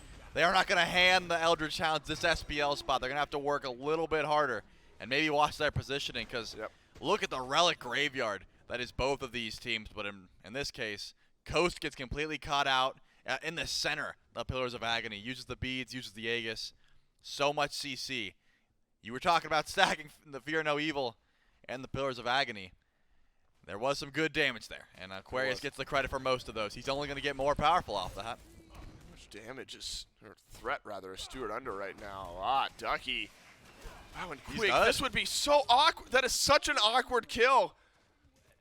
The Eldritch Hounds just pick up a clean one. That is so simple for Ducky and Quig. Now they're going to get a Primal Fury on the other end of it as well. That's 45 seconds without Stuart, without an AD carry, without one of the pivotal portions of the Niflheim Wargs defense. Hounds are going to lose their Fire Giant in 10, 15 seconds or so, but I'm not sure they'll need it. They have a Runic Bomb and a one-man advantage for 30. Yeah, tier 2 tower falls, but remember, all the relics are down. If Sam hits a Blink ult on top of Aquarius' Blink ult, it doesn't matter if Stuart's gone. I'm thinking that's scary enough. So they are going to full-on retreat and head for the Fire Giant once again. But still, Stuart's down for 10 seconds. It's going to take him a bit to get over here. I guess the Eldritch Hounds aren't trying to push with that lead because BennyQ's on the left side of the map now. They will let the full 5v5 happen. Because there's no birds down, the Wargs could go for a play here. They've got about 40 seconds for Sanfrecce to find a key target. EruptCrimson is pushing left lane. Aquarius and Sanfrecce also pushing left lane. It does not look like they want to make that call. It looks like they're just going to go for Fire Giant, get it for free. And the Hounds are going to push down the right side of the map. Going for that right side Phoenix. Not the easiest. Or I guess it is the easiest to defend in this case. Not the most valuable, but it's the closest one. And because the Wargs were able to push out left, those minions are farther back. Eldritch Hounds with all 5 members of Fire Giant. Niflheim Wargs, you talk about making a play. Now's the time for it. You're down 2-0 in a best of 5. Got something going early in this game, but it's all been Oathhh. It's all been Hounds. And it's nearly all Ducky right here at the end. Still a runic bomb to use. Oathhh basically doing it all over in mid. Players across both teams that have been, quote, the next up.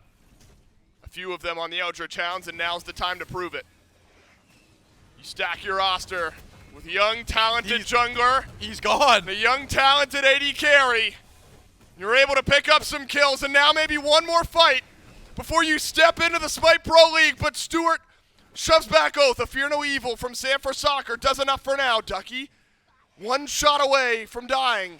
Will live this time, but at the cost of a Phoenix. Yeah, Oathhh dives so deep there, doesn't quite have an egg. It's only the shell to keep him alive, and it didn't work out. Sanfrecce goes in on a BennyQ trying to force something out. Once again, the Wargs answer back. They're not going to be rolled over, not yet anyways. But here comes Ducky, he teleported back in. Oh, Ducky nearly gets a pull onto Stuart, gets the push on the Gamma. Goes up and over, looks for the stun onto Quig, doesn't get it. VaporishCoast simply finding too much damage. Sanfrecce doesn't get the kill. But Crimson does. But Crimson sure does. The Hounds repelled this time. Ducky gonna get chased out by the rest of the Wargs. Gamma has a good angle on this. Slight chase going down in mid as well. Sam jumps forward one last time, and Ducky will get out okay. BennyQ's got poke damage. His ult's but coming the up. Wargs have reinforcements. Yeah, BennyQ's ult. Keep your eye on that diamond. It could two-shot in here if they do group up and try and chase this one down. But the Wargs are happy with a couple of those Fire Giant buffs falling off, and it looks like they're not going to chase that much further. I lied. They're going into the jungle. They want to take this fight. Sanfrecce has his ultimate. Only one set of beads available, and it's on BennyQ. Who's going to step up is the question. Second runic bomb for the Niflheim Wargs. Is there an There advantage it is. here? Piling all of your CC onto Oathhh. Ducky pulls back one. Sam clipped by the excavate. Oh my god from Quig, but Stuart saves his jungler. Ducky surges forward once more. BennyQ has range from the back line, and Gamma is just saving his team at this point, and Aquarius is saving his support. My goodness, the Wargs, they've got fight left in them. BennyQ might die off here, and Aquarius finishes the job. Ducky shoved aside, and somehow the Wargs live on. And Aqua's going to chase this one down, making sure the Ducky falls, but VaporishCoast comes in, and they turn the fight on to Stuart. Ducky flips it one more time. He's still alive, but Crimson, unhappy with an 0-7 start, drops 2 kills in this, and it's 4 down from the Eldritch Hounds. And a right side Phoenix, all that's missing. Aquarius with another couple in this fight. A 10K gold deficit does not tell the story. No, it does not. That's going to be another full-on reset. EruptCrimson gets to push free waves. He gets to finish his build. Once that Charon's coin or rod or Chronos pendant, honestly, whatever item he wants comes through, this hell is going to get a bit more slippery, do a bit more damage. You said it right. He's tired of being 7 deaths. He wants to get involved. He wants to get active. Beautiful plays throughout. I mean, that was a couple different turnarounds. The chase down from the Niflheim Wargs. They want to make sure this EFG does not go down for free, so Aqua and Gamma already here. The vision certainly in favor of the Hounds. Oathhh has been quiet, though. It's been a bit since he's had a pop-off in the back line. A triple kill at Phoenix 10 minutes ago. Since then, has been the target of Sanfrecce's aggression. I've been seeing Fear No Evils, and more often than not, Oathhh has been the target of those ultimates. Right off to Hoodie for Crimson. Stuart's positioning for the next minute and a half has to be perfect. No beads for a minute. No Aegis for the mentioned minute and a half. Runic Bomb for Sam Soccer awaits, whether it's a push or some type of Fire Giant play that the Wargs want to make happen. Watch out for Oathhh, shoving down mid lane. You can deal with the fire minions on right. You only got a few more waves to deal with. But this is awkward. Is somebody going to go back and deal with Oathhh? Do a lot of damage to this Phoenix very quickly. Minion wave is gone, but Oathhh will get out okay. So it's a 4v4 over by the Fire Giant pit on right. Stuart, though, hovering towards mid. Makes life a bit uncomfortable for Oathhh. Ward coverage, though, from both teams. Ducky hooked in by Gamma. Looking for a pull back. Gamma avoids it. Poke damage, the name of the game. Or maybe full burst damage. Soccer soloed by Oathhh. And that's a statement that might bring the Hounds right to the doorstep of victory. If nothing else, it will bring them to the enhanced Fire Giant. Yeah, what will the Wargs do, though? Do they decide to step up? You lost Kingslayer. You lose a fair bit of HP there, and it looks like BennyQ will do enough zoning so that the enhanced Fire Giant goes down for free. Wow. I'm surprised. I was going to say, are the Wargs actually going to zoom in here and try and go? It's too little too late. They're going to have to defend this right side bird. 4v5. Sanford Soccer gets the beads off of Oathhh, but loses his life for it. And now this with enhanced Fire Giant, they could do just this. Split the map up. Who's going to deal with Oathhh? Sam couldn't. Now you're trying to 3v4. It's not going to work out too well. 15 seconds on Sanford Soccer. He'll have beads and blink. And likely ultimate when he comes back up. Oathhh splitting out the map now. Right side Phoenix is gone. Left side Phoenix halfway down. EruptCrimson. He could die. Get some good poke damage onto Oathhh. Oathhh dashes away. Crim, remember, he can heal himself. He can move quickly, and it might look to do so. He does. Kills off Oathhh. Still a mid lane Phoenix, but no longer. Big landfall, but Quig counters it out with an ultimate of his own. Ducky beads, dueling dragons, out from BennyQ. Stuart shoved aside. BennyQ finally finishes off the kill with the Fear No Evil into the Pillars of Agony. It's one of the most disgusting combos I've seen. 4 down from the Hounds, and it's only BennyQ on the map. They're going to run it down mid. They've got plenty of time as BennyQ gets to just go in. How long How much before can they get? Oathh's back up? He's up in 30. What can they get? Benny's going for a What kill can they here. get? It's a deicide. Can the Wargs flip this game around? This is maybe the best chance they're going to have. 23 seconds on Oathhh. The damage on these structures will tell you all you need to know. This is going a bit slow, but there is still time in the back pocket. Aquarius tanks up the mid lane Phoenix. You will likely never see a better Fear No Evil into a Pillars of Agony. He's got has maybe kept this set alive. That is unreal from the Wargs. You'll never see it again. Oathhh is back up. Can he make it happen again? I'm not sure he will. And somehow, against all odds, the Wargs will send us to a Game 4. The Wargs will not roll over. You don't get your SPL spot for free. What a comeback in a set full of comebacks. And they are not rolling over. Oh my God. I need to see a replay of the back of that fight. I need an Advil. I need something. I need water. I mean, props That to is Crimson ridiculous. for turning that game around. How does that man have a smile on his face right now? He started this game 0-5 and just got run at relentlessly. That is ridiculous. I gotta say, I think Oathhh threw a little bit. They had the advantage. I threw up a little bit. I didn't, but I saw you do it. It was gross. But Oathhh goes in because he has EFG. He takes way too much damage, and unfortunately, he used his slow immunity to teleport towards Phoenix, and Crimson can just chase him down with the Hell Slow and the regrowth.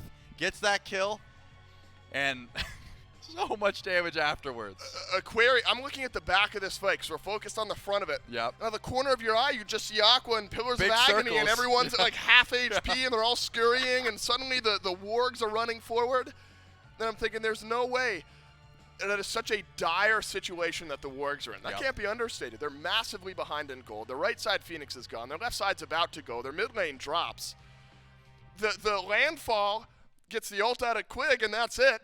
And it's just the team fight ults. That is nuts. There's a lot to break down after this one. Niflheim Wargs, they're alive. Game number 4 between the Wargs and the Hounds coming up next.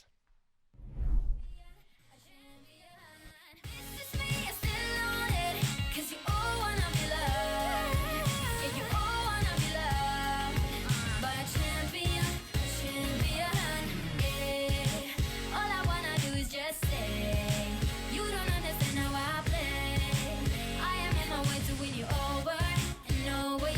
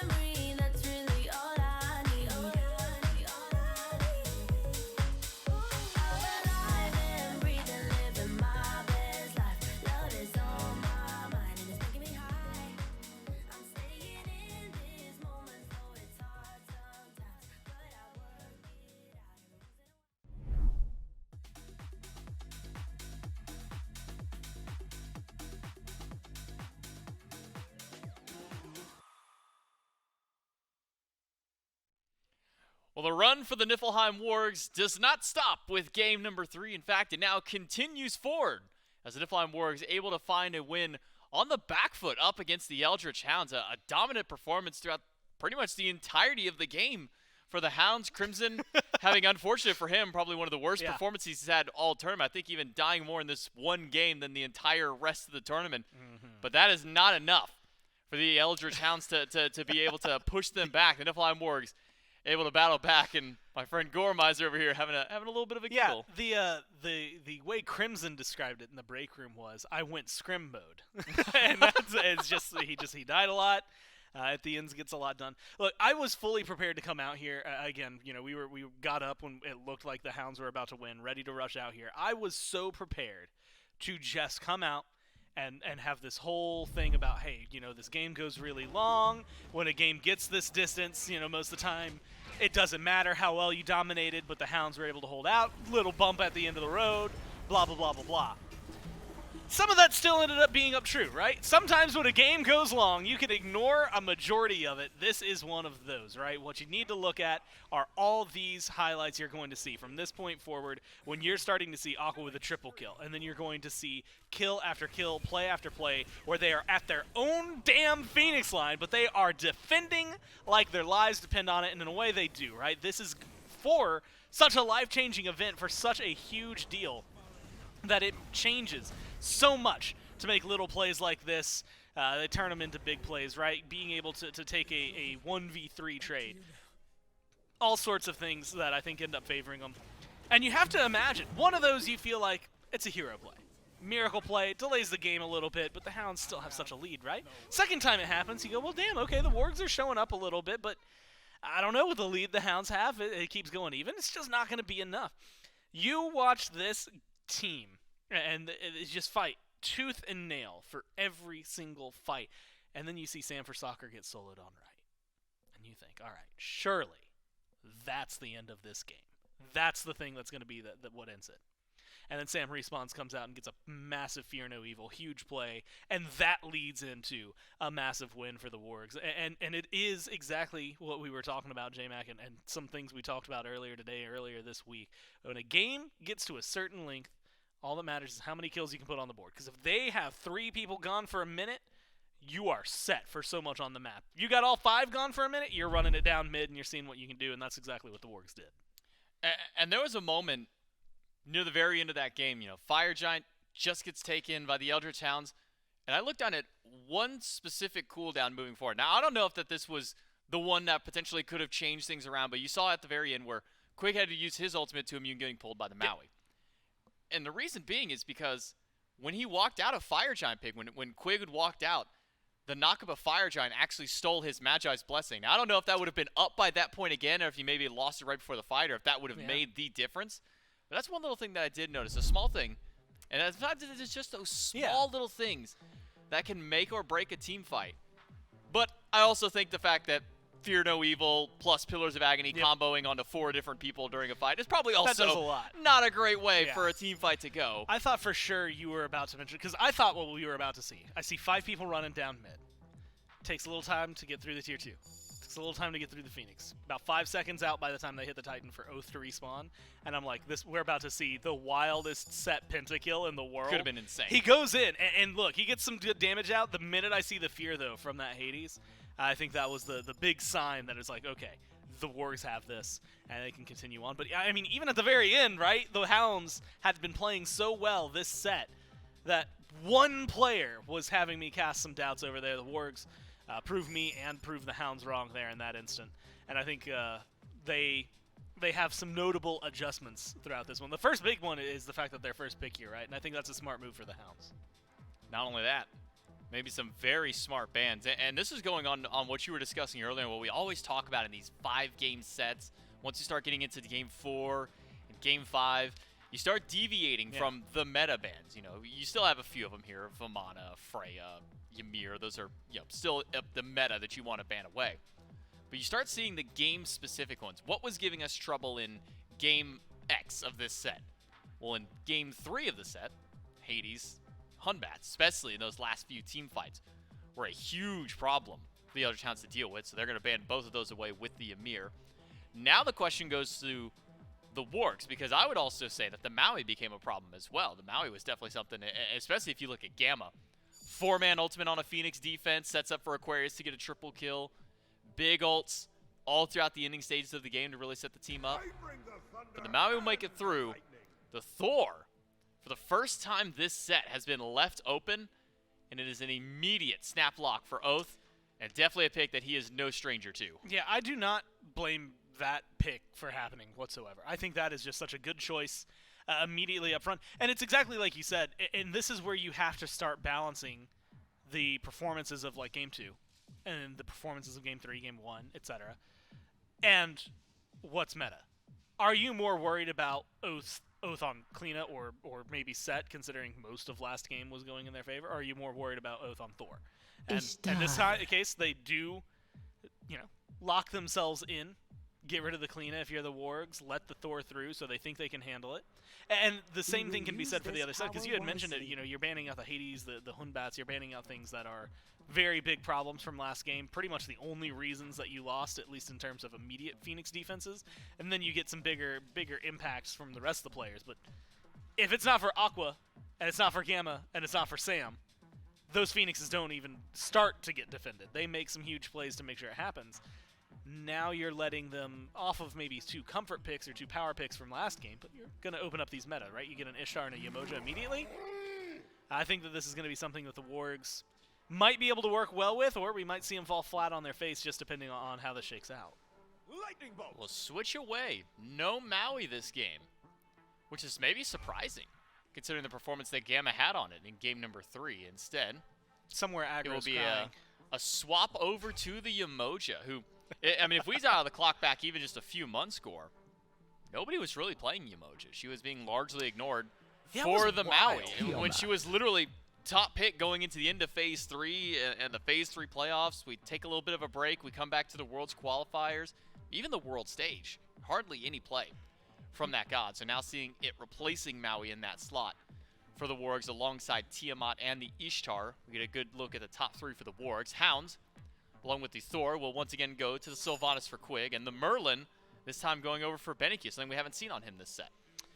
Yeah, honestly, I think I'm excited to see that, just because we've seen what what BennyQ was able to do on Merlin when we watched throughout the Valkyries, right? It was very, very big comfort pick for him when it came down to, I guess, standard mages, right? We had always memed it last year.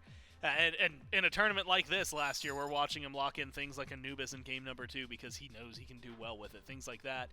The transition we saw from what was the Winter Dogs to the Valkyries BennyQ, to the end of the year BennyQ, to what is, I think, now Hounds BennyQ, right, is a guy who is going to be playing a little more standard, going to be playing something a little more of what you would expect. This Merlin became one of the more, not even pivotal picks, but just kind of, I guess, signature picks that he would bring to the mid lane when he played with the Valkyries. Sometimes it worked out well, sometimes it didn't. I mean, we all saw the win-loss for the Valkyries. I don't think you can blame it on any individual player. I think the team as a whole maybe just didn't click together the way they wanted.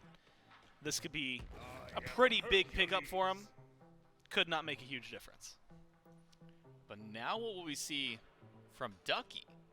Because for a lot of this tournament, it's been Vamana and Hercules for him.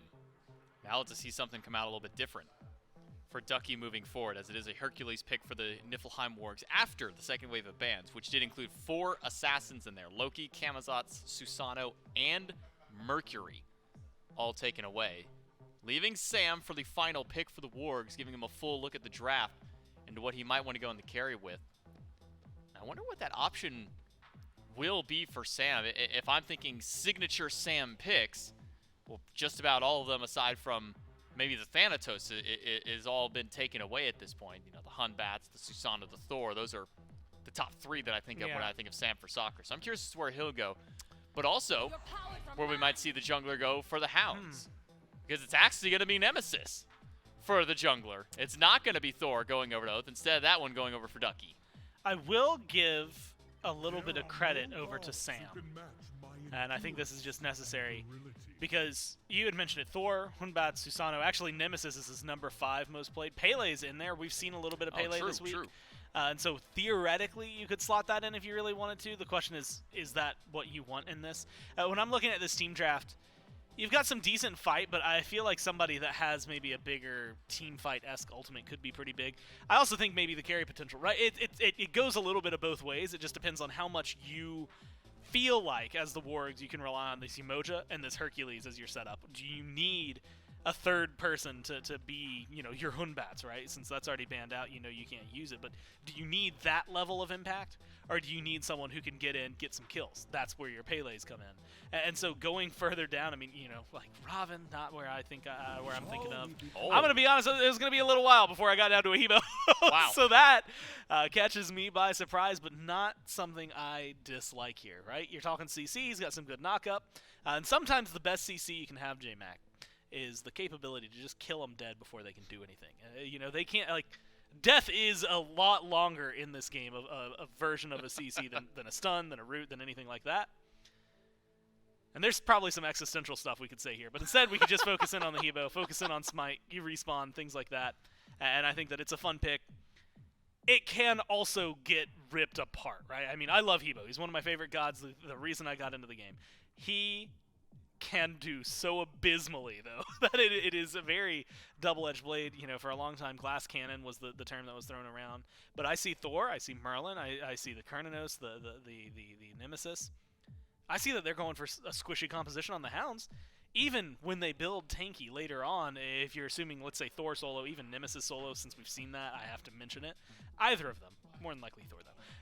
Go tanky, Hebo can burn through them. Right, you're going to be lacking a little bit, right? Assassins right now get the extra penetration just as the class.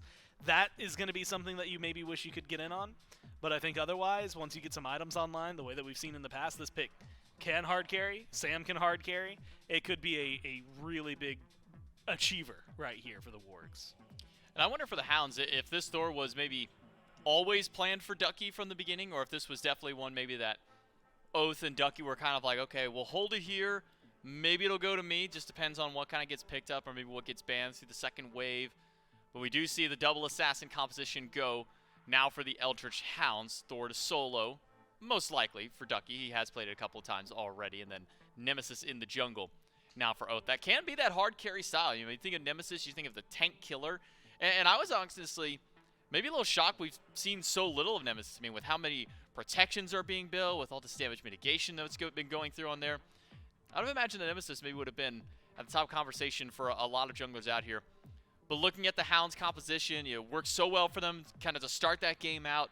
The end is really where it fell apart. Yeah. Do you think that the end game team fight of the Wargs is as strong as it was in game number 3? Maybe a little bit better, maybe a little bit worse. If you take this comp and put it in the same scenario where they started fighting back in the last game, it falls apart almost instantly. It doesn't have the fear no evil, right? It doesn't have some of those big, hey, we're going to stop you from getting over here ultimates. If you can get them ahead or even keep them even, I think they'll be fine. But if they fall anywhere near as behind, they're going to struggle. Journey of 1,000 steps. The first one has been taken by the Niflheim Wargs to keep us going to game 4. Can they bring it to game number 5? We got to jump into our 4th game with Dolson and Trelly. The good news for the Wargs is it's a journey of 3 steps. They've already taken 1/3 of those steps. No one wants to take 1,000 steps. If I'm about to go on a hike and they say you get to walk up a 600-step staircase, I'm turning around and I'm stepping back into my car and going home. Into game number 4 we go as the Wargs and the Hounds battle it out. Remember, the spot in the SPL on the other end of this best of 5. The Hounds win games 1 and 2 and 90% of game 3. And the Wargs able to defend their base one more time and run it down in one fell swoop. They drop a tier 1 tower, a Phoenix, and the Titan all at once. Things heating up a bit now, Trelly. Wargs playing with a bit of confidence. Sam for soccer on a Hebo. 2. Right. Not just one. The Sam for soccer as well. On the if Sam for soccer's so cool, how come there isn't a second one? There is. He's the sequel. I want to know who has Sam for soccer, just Sam for soccer as their Smite tag. In Smite, yeah, I would assume someone's stolen it already, but right, you'd think. You know that he made it on RuneScape or something years ago right. and just stuck with it many entirely. moons ago. I think he's already told us the lore behind it. I'm not too sure about it. Well, at this what's the point. read on the Hebo pick? According to my ranked games, it is the best pick in the game. I don't think I've seen it unbanned at all recently. But us down in the depths of the MMR pool are maybe not as keen on some of the pro-level play. But obviously means something as far as its standing in pro play. I'm a big fan of the Hebo if there's enough safety in the comp to make it work, right? In this case, there's a lot of dive here. Ducky and Oathhh are usually going to be the ones who have to deal with said Hebo later on once they get some damage online. It's got a decent matchup in a Nemesis as long as you save your knockup for that shield, but if you don't, and Nemesis shields your water cannon or even worse, your ult, it's just awful. So I'm thinking SamForSoccer, he has played this pick a whole ton, and he knows where he likes to play. So far, this set, it's been a lot of hovering around duo lane, and good news for Sam, it's pretty easy to hit a Cernunnos with all of your abilities. It's pretty easy to land them on Quig as well. He's got targets he can one-shot. If that's the case, then Hebo's always going to be fine as long as you're able to stay safe and watch your positioning. And I'm sure Oathhh knows this. He's got Blink. He wants to try to hunt down Sam as early as possible before Crushing Wave gets online. Sam has beads. That should bridge the gap a bit, right, until Crushing Wave is online. Chase down, EruptCrimson over in mid. We finally get back to the mid lane battle that we've been talking about all week long, which is Merlin versus Tiamat, after some differences in priority so far throughout this game, or throughout this set, rather. Talk to me about relic choices, if you will, for Sam. Gone beads early. Do you feel like you can get by with Blink until level 12? Do you think you need a Blink at level 12? Certainly changes the dynamic if you are able to use a Blink. Or does that sort of depend on how the game has gone for Sam up to that point? Yeah, if you go Blink, you have to stay away from the right side of the map, just because if Ducky knows, hey, there's a squishy Hebo nearby that doesn't have beads, there is just so much damage you can find with a Thor combo. You've got the immunity to the knockup with Berserker's Barrage, and it's just you can really bully a Hebo without beads. So definitely a smart call by Sam. At 12, I do not think there's a way you don't get Blink, because if you're looking at engage-wise, you're putting a lot of that weight on your engage onto Aqua hitting a pull or Gamma hitting a whoop or even the ultimate. If not, you know, Sam has to close such a far gap to actually use his abilities. Blink, Water Spout, Crushing Wave, it's as easy as it gets. It's a combo that's been around for such a long time. Something we haven't seen the junglers do much of yet this set is heavy, early, and often presence around the opposing squad's blue buff. It's happening now. Sam using the beads for the slow that Oathhh has applied, and that means he's under pressure from the wall from Ducky. Blue buff gets dropped. It's been leashed all the way out here, but Sam left running. BennyQ rotates out of mid, and Oathhh will pick up first blood in back-to-back games. Can Aquarius, though, trade back? Ducky hammers away, and Aqua has blue buff, but does not have any more mana. There's a long chase down, and look, Crimson's not rotating over. Crimson heading over to green buff on the other side of the map. Aquarius, at some point, has just got to drop this. First blood plus what could be a blue buff here for the Hounds. Yeah, Sam's close by. Doesn't look like he's going to head over here. Aqua's got enough mana for the 2-1 combo, and it looks like he only needs the 2. Going to be able to confirm that one, so that's good for Aqua. In this case, though, you're giving that first blood over to Oathhh. Hebo, level 5, very scary. Level 4, unfortunately, Oathhh plays it perfectly. Right? The second that 3 was down, he dashes his way over, uses the shield to immune a water cannon, and SamForSoccer's playing for his life instead of playing for aggression. At level 5, maybe a little bit differently. He just ticks over. Now he's got Crushing Wave. Where's he headed? Currently, over towards duo lane. Probably the right call. Yep. Hovering towards left. Pick up some farm there. The support pivot here for Gamma. Remember, it was a Maui in game number 3. Had some pivotal moments. 4-man pull, followed up on by Aquarius, who had an amazing game on the Hades. Quig is going to stick with the Sylvanus here this game, so some sustain out of both of these supports. Big River's Rebuke could provide some good setup, some good funneling of targets maybe for Sam, for Aquarius later on in the game. Support battle has been a lot of fun to follow. It certainly has, and I think a lot of sustain in this game as well. That's been a topic of conversation for pretty much every game so far this set. You know, EruptCrimson on the Hell. This time around, Quig once again on the Sylvanus and the Yemoja on the other side, so anti-heal. Going to be very important for both of these teams to try and pick up, just to try and deal with some of that sustain in some of these fights that, you know, aren't over in the first 15 seconds. if you start cycling those heals, it does get a bit annoying. But it does look like we have a bit of a wraparound attempt here. How much can Oathhh do with just VaporishCoast underneath the tower? Gamma seems to know. He's looking for it. He finds him out immediately. But I don't think there's too much kill potential here. Well, Oathhh, maybe thinks differently. Uses the ultimate on a Stuart. Gets a lot of his health. You were right. Kill pressure not at an all-time high, but builds up some lane pressure. Sanford over the wall here. Water hands, but no water spout. Oathhh will just sustain right back up from Quig, though. Blink forward from Oathhh, drops the purple buff. Small win for the Eldritch Hounds after a bit of investment. Use the blink, though, so limits what this Nemesis is going to be able to do. Aquarius, nice pull onto Ducky. Doesn't drop the blue buff this time, so small buff skirmishes, Trelly, happening all over the map. Both junglers being pulled towards left. Yes, they are. I was curious what Sam was going to go.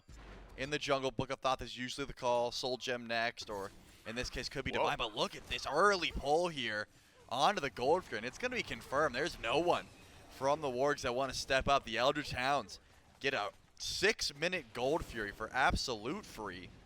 They've got the first kill of the game. They got the first objective of the game. And all of this is uncontested, and that's just by that pressure that was put over towards left, of course. Wasn't able to find a kill on the Stuart. Oathhh just does some good damage, but forces the retreat. A possible purple buff invade, which ends up working out, into a Gold Fury. And that's just from Oathhh coming over to left lane. Yep, you're going to need some stack-up time, though, for the Wargs. Tablet out of mid, Sanford with Book of Thoth in the jungle. Golden Blade for Aquarius. That'll help him clear those waves, but for now, feels like Sam's, don't worry, guys. Eventually, I'll be able to one-tap the back line. Give me a bit of time before I get there. The rest of the team might agree as well. Now maybe tense for both teams. We're in a game 2 where the Eldritch Hounds are up 2-0. You can play a little bit more wild. You realize you can step forward. You can play a bit more aggressive. Now in game 4, after you lose that game 3, you're like, okay, well, if the Wargs win this one, they've won 2 straight. We're going to a game 5. So while you still do have room for error if you're the Hounds, the mental and the momentum shift, should that happen, would be pretty big. And the Wargs are still in their same spot where they're down to set point here. So they've got to play slow and calculated as well, looks like. Purple buff still going to draw some priority from the Eldritch Hounds. Oathhh on this Nemesis. Not a player who wants to step back regardless of the pick that he's playing.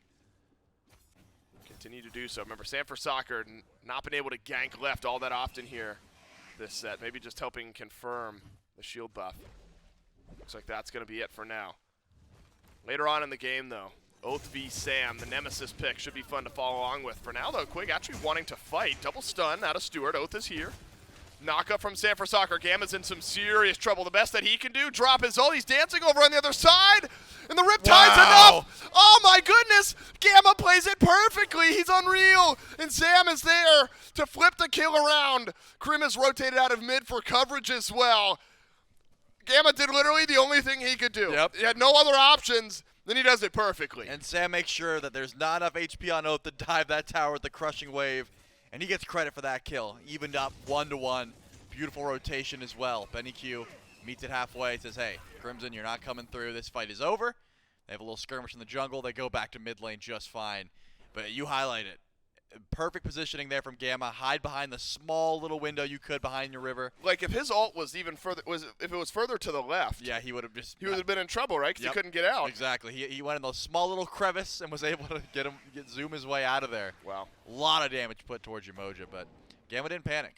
He did the only way out he knew how. Oathhh oversteps, and now he's a little bit down in the jungle because of it. Give Sanford a return kill, and for now, a 2-level lead. Likely more like a 1.5 level lead once Oathhh is able to clean up a few of these camps. Exactly what it is. But a slight lead in the jungle for Sanford. These junglers have liked Stone of Binding. Looks like could be the option again here for Sam. Suppose you get the knock up, and the water hands and rotate through your abilities. You're going to be dealing some great damage throughout the rest of the game, where second item Hydras for Oathhh is the option.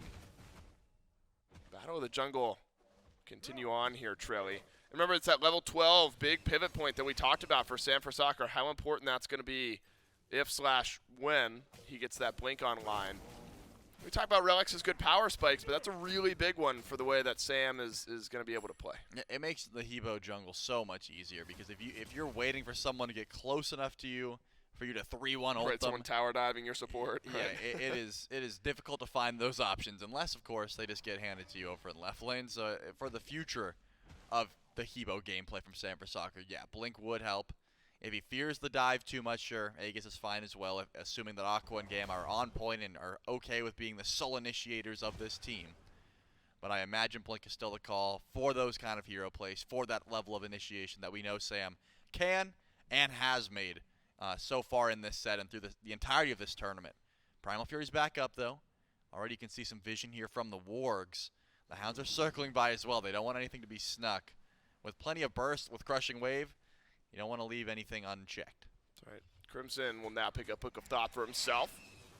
More stacking going on. I mean, these two teams, why would we expect anything but 30-plus minute game here in Game 4?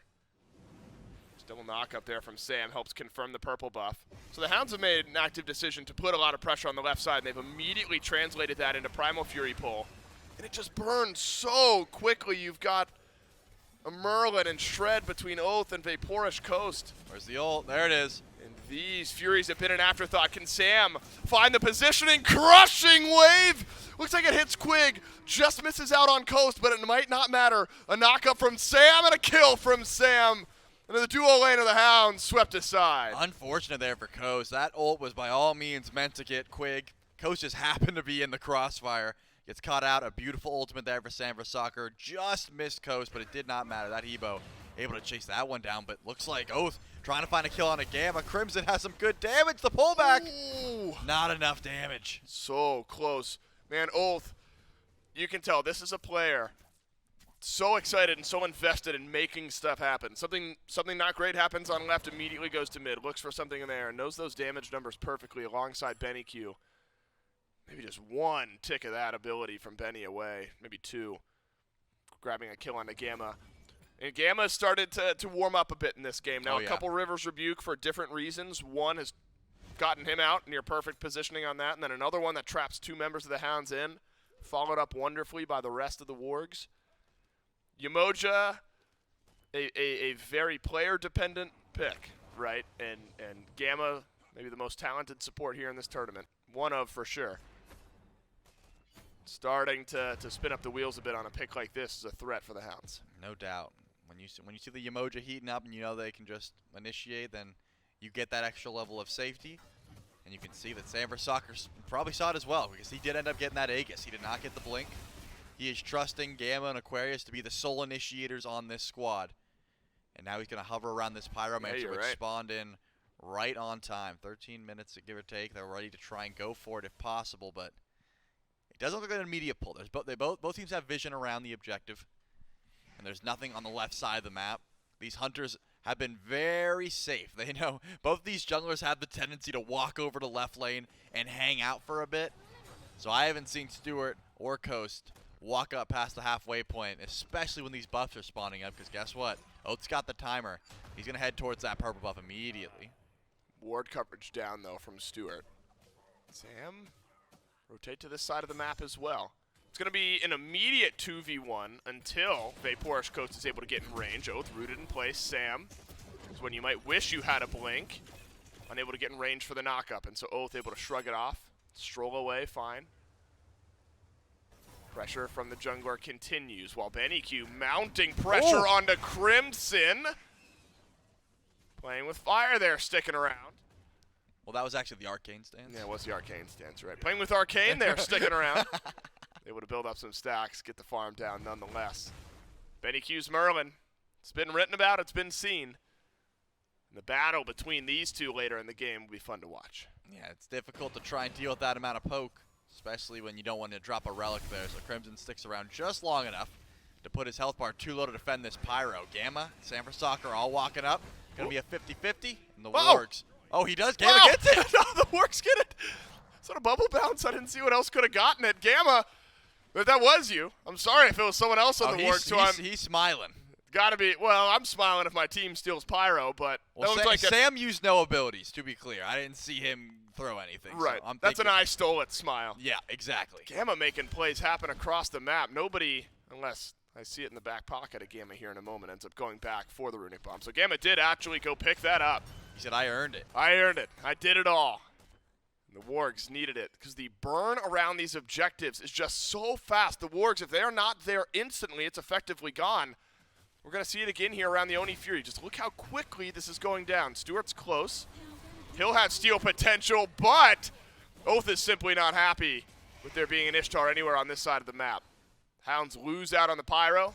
They'll pick up the Primal Fury. It's not often you see this, Trelly, where a team is 1.6k gold in the lead, but nearly 3,000 experience in the lead is the other team. Solo, jungle, bit and support. It's all there for the Wargs, but gold's starting to mount a bit for the Hounds. It does look odd, especially because Aqua and Ducky have not made their rotations out of lane yet. It's just, I don't think ults have been used. Of course, in this case, Quig gets a nice pull on a Samurai Soccer. I don't think that's going to net anything so far. Oathhh was maybe looking to come over. Aqua may have ulted the lane, but Ducky probably has not got to use Anvil of Dawn yet, so we won't get to see how on point he is with that ultimate just yet. There's purple buff spawning in, and the Hounds are not going to retreat. And remember, Aqua, big fan of upgrading this teleport early. He's got it. So if a big fight is about to break out, Aquarius can be here right away, where it's going to have to be a rotation and then likely an Anvil of Dawn in from Ducky. Quig a bit rooted in place. Here's your teleport out of Aquarius. This one's now got to pay off for the Niflheim Wargs. Pull back onto Quig. Where's Gamma? Not met with the shove. Gamma joined Crimson and Sanford Soccer back behind the mid lane fight. Ducky did rotate to mid as well, so it's not like unmatched pressure building up over in solo, but teleport does not net a kill this time for the Wargs. Yeah, it seemed like they were playing for the River's Rebuke there. I mean, the teleport comes through. Aqua goes as far as he can to try and find that pull. But Gamma, I'm guessing, thought the fight was over. Didn't realize how speedy this Hercules would be. And Ducky also immediately upgraded that teleport. Shows up a bit late to the party, but nothing really happened. Gold still in favor of the Hounds, and there's no more 2K. objectives to look towards. It's just the attempt at a kill, or the attempt at a wall in this case with the River's Rebuke. I'm curious if Quig thinks the Phantom Shell is necessary. He doesn't. Goes for a bracer, upgrade it outright. There is no shell picked up on this squad. Yep. Zero respect for Gamma, and if I've seen his ult so far, Well, he hasn't done anything this I game. was going to you say, know? I'd be putting a little bit of respect on him, but we'll have to see if it comes back to bite him. Lotus Sickle for Gamma. We've seen that item start to get prioritized a bit more towards the end of this weekend. One for Quig as well. Maybe more of the sustainy supports starting to get added in. I mean, physical and magical prots, 15 for 5 seconds. 5 seconds is a long time in Smite. That can effectively be an entire team fight. And Gamma and Quig will constantly be healing their teammates, so synergizes well with both. But we have also seen this, Trelly, where Gamma's loved going to this Prophetic Cloak first. Quig has loved going to the Thebes first, but both end up arriving at the same second item. Yeah, depending on the god, I think it matters more in this case.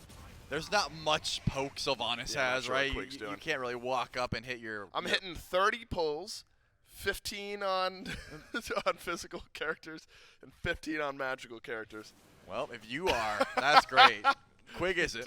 Quig is. He's going Well, if for anyone is. Yeah, Gamma's got the bubble, much easier to poke, but looks like Ducky walked up to the wrong Pyromancer. Oh, Sam and Stuart, they just combined. Ducky's on the wrong side of the map. Now it's a Pyro looked at from the Niflheim Wargs. But, crushing wave, big damage now down out of the jungle for the Wargs. The Hounds still don't like their odds. They like the pull, though, onto Crimson, who leaps away. Oathhh has just taken a tower shot. Aqua pulls back Quig, knock up from Sanford Soccer, and a little bit of damage on the back pedal from There's the ult. BennyQ. River's Rebuke rolls up onto Quig, knock up on the back end. The Wild Hunt from Coast hits just about everyone. And if the Hounds survive this fight, that is why. But they do not. They've lost one. They kill no one. Though Sanford Soccer steps a bit far forward, uses beads, uses Aegis. It'll just be one more for the Wargs. Yeah, in this case, a little bit stuck, but the Gold Fury is available. It looks like the Hounds are heading over towards it. They know some low health bars on the side of the Wargs, but they walked over a lot of wards. Ducky uses that ultimate. Here comes the teleport from Aqua. Can they break it in time? No, they can't. He shows up. Aqua kills off Oathhh, but the Gold Fury gets confirmed by the Hounds. And so it's been a battle of objectives v fighting. The Wargs have been able to get a couple Pyromancers, one a steal, one a confirm. But they've been winning the fights after the fact as well. 6-1 up in the kill department while being down a steady 2,000 gold. You can see the two dips where I believe it's the Pyros, maybe a kill or two that ends up dropping, but it's right back to that 2,000 mark for the Hounds, who've been right on it with those Furies. That's got to feel bad for Oathhh, though, as this is going to be a risky call if it plays out like we think it is. The Fire Giant is starting up. Two Runic Bombs, a Crushing Wave. We'll have to see if that's the call, but it looks like walling off Aquarius is the play for now. Fire Giant down to half. It's Aquarius up on front. This is either a game-winning or potentially a game-losing type of play, depending on how good or bad it goes. Bombs are down, but the Hounds somehow out-confirm. It goes wrong right at the wrong time. That's got to be a tick from BennyQ, and it is. The Hounds steal it away. You had 2,000 true burst damage, and it still is not enough. It is not, and now Aqua trying to find a pull, trying to get something out of this. Quig loses the Fire Giant buff, but it looks like the Wargs are the ones who are going to push despite not having that Fire Giant buff. The Hounds are happy about that one. Ult either. No, he but that's so much commitment, right? I mean, I guess if you're using Sam's ult and both of your Runic Bombs. Well, in this case, you wish you used yeah, your fear of using the ult there is that you need to chase down after and fight. They weren't able to do that even with the ult. I think we're going to take a breather for a second. I want to see if we can get the moment. I mean, because that is not easy to out-confirm. For Benny, I mean, you likely see the burst, although he probably just throws out his one right up and over the wall, which he does. Able just to do the last bit of tick damage. In the meantime, Oathhh is ganked over in duo, and that's killed off Sam for Soccer. So this Fire Giant buff starting to actually build up a bit of momentum for the Hounds. Missed pull from Quig. Looked good early on for the Hebo. Suffered a couple of deaths now. And Sam gets caught out over on left. Once again. God, that gold lead, what happened? The Hounds are in the lead. Uh-huh. Gold-wise. Uh-huh. It is 2-7, which is not a lot of kills. I don't know who this is in favor of, because so far this set, the lead has not meant too much, as Aqua is going to TP out, trying to fend over on the right side of the map, give up this tier 2 power in the process. Maybe a soft defense here from Gamma and Stuart. This first Fire Giant, though, does not seem to me like Phoenix breaking territory. The game is it's too close to quarters. I mean, the lead is big gold-wise, but it's not so big that you really are comfortable tanking up for a long time, especially when Ducky wants to initiate with his ultimate. He can't be the guy to walk in. He's going to be losing a lot of that value, so you're looking towards Quig. Well, Quig's got 2 items, and one of them is Lotus Sickle. He's not really capable of tanking up a Phoenix that long. Right. So try to get as many towers as you can for now, and then maybe just group up for this Pyromancer the next call. And the Wargs have scrapped so wonderfully this game. When I talked about game-winning, game-ending type of play, because of how different the game can look. Wargs likely would have been ahead, but instead the Hounds steal it away despite the confirm that the Wargs have on their side. Wargs will at least get the Pyromancer. And not so far behind that when the Fire Giant buff falls off in the next minute or so that they cannot step up and fight over it. In fact, the Wargs are going to be right on time rotating to left while this Fury respawns. We know how quickly the Hounds want to burn it down. Oathhh does not have Blink for 15. Relic's looking a lot better than they did after that Fire Giant fight for everyone on the Wargs. Basically all carries will be as safe as possible. Aquarius forward, takes the ultimate from Oathhh, backs away, doesn't lose much damage. Great River's Rebuke out of Gamma, and a nice stun from Stuart on the back end as well. Oni Fury is low. Oni Fury confirmed by the Hounds, but Oathhh is all on his own. He's walking towards Sam for Soccer, desperately trying to get away. Ducky! And it's a Thor dunk from Ducky.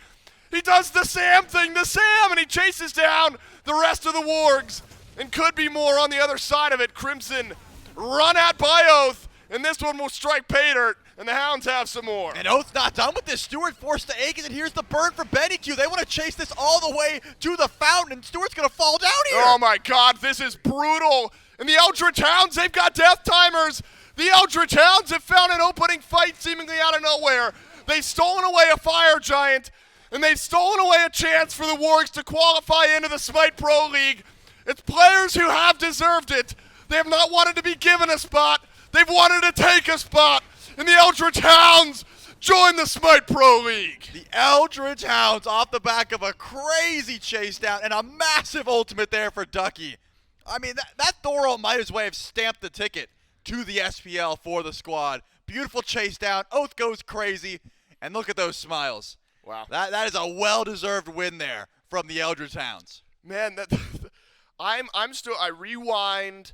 It felt like that game was just suddenly over, right? Yep. We're a few moments ago watching the Wargs pull a Fire Giant with double Runic Bomb and a Crushing Wave, and out of nowhere, the Fire Giant gets stolen by BennyQ, and then the game is over like 3 or 4 minutes later. That is absolutely wild by the Eldritch Hounds, and mental resilience after what was a pretty tough loss there in Game 3, able to close things out in Game 4.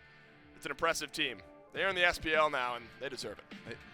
Yeah, Yeah, they do. They proved they deserved it. You're not wrong about that one. What a dynamite performance there from the Eldritch Hounds. Again, some questionable plays. It was not an easy one-chop ride, but I think it shows the mental resilience. The fact that they could take those L's and push forward to make sure to claim this spot. Especially in a set where a lot of folks thinking the Wargs are going to be the ones to take that winner's bracket SPL spot. Yep. They still have a great chance, but they're waiting in the losers finals tomorrow. The Eldritch Hounds, they're joining us here in Season 10 of the Smite Pro League. It's it on the cast. Back to the desk to break it down. Man, Gore, it is a week of wild steals for Yes, objectives man. between Gold Furies, Fire Giant, back and forth coin tosses, and one where you thought that all the secure was there. You had 2 Runic Bombs drop down, 2,000 damage guaranteed, and somehow, some way, BennyQ is able to weave a single ability in the middle of all of that and take it away from the Niflheim Wargs, completely cut off the momentum the Wargs had that entire game. And as Dave said, within 5 minutes, the game is already over. The Wargs won 80% of a Smite game there, maybe 85%. They did so much, and it just insane plays from the Hounds. And go back to Game 1, dominance. Go back to Game 2, it's in the face of adversity, but they still come back from it. This one is very similar to that, where it's just like so much of this game is against you. So much of this game is damn near impossible, and yet at the end it did not matter. They were still able to make the plays that were necessary. Let's call it 2 big fights, 2 big plays, turn this back around in their favor. And again, for some of these guys, it's coming back to the SBL. For some of these dudes, I remember we put out rosters, and there was all the conversation, because it was specifically Coast I remember coming up, where it's just like, why is this guy not there? He's there now, right? A team that look, man, they just played out of their damn minds. They earned this spot, and they earned it the best way they could have. And it's not just Coast finally making up to the SPL. Quig, Quig and Oathhh, who have been grinding for the last year and a half or longer in the SCC as It's a gonna be squad. insane, man. I think back to the sleekness roster that these guys were on. Now you throw them up with our Eldritch Hounds last year. Well, now it's the Eldritch Hounds, who have qualified as your 7th team now in the SPL. And the good news is we get a chance to talk with them. The whole squad standing by for a post-game interview. Yeah, we got me over here. We somehow fit the entire squad on the stage here. My goodness, what a set from you guys. What a run here this weekend. I'm going to go down the line. Each of you will get one question. Don't you worry. You got a long year of questions ahead, so everyone needs to mentally prepare for interviews and all that sort of fun stuff. Coast, let's start with you. For a while now, it's felt like the conversations have been around next up in the SPL. Where's the offer going to come from? Those sorts of things, especially after a good run during Worlds. Now you've qualified in with this team, if you will. What's it feel like to finally get there, qualify into the Smite Pro League? I don't know. I'm lost for words, because any Smite player, their dream, my dream was to make Worlds and make SPL, and I've done both in 3 months. I feel like crying. This is honestly the best day of my life. I don't know what to say. I'm lost. It's a loss for words, and that's usually a good thing. Congratulations. It's been an awesome journey to follow you. Quig, the partner with Coast over here in the duo lane. I imagine it's been kind of a similar journey for you. It's a lot of build-up, a lot of working towards this one big goal, and you've laned with Coast. You've joined the rest of this team. What's this process been like for you? Man, it did not start pretty. I'm sure everyone here can test how our scrims were not very hot, but the last 2 weeks, we really turned it on. We had a crazy win rate in scrims or something, and we were just so confident coming into this event. We knew that if we got our picks and we played our style, like, we're just not going to lose. And, you know, we showed it.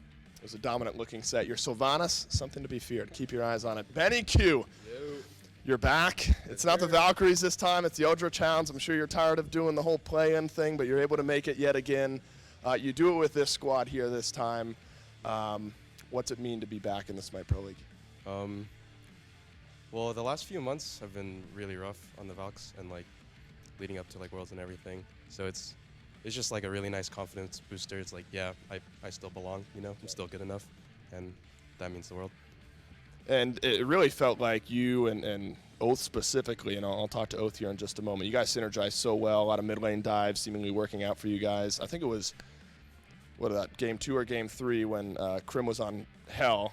It was like perfect skewer, or you poked with the dueling dragons, and right over the wall goes Oathhh. Did that synergy click almost immediately after playing against one another for so long? It seems like you guys were able to pick it up quick. Well, that was just a 2 a.m. rank game for me and Pat.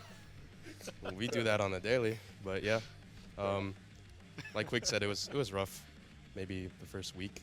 Then we like really buckled down, talked about like discipline and not being ranked players. Fair enough. Well, you guys got a long year ahead. Proud of you, buddy, and excited to see you back.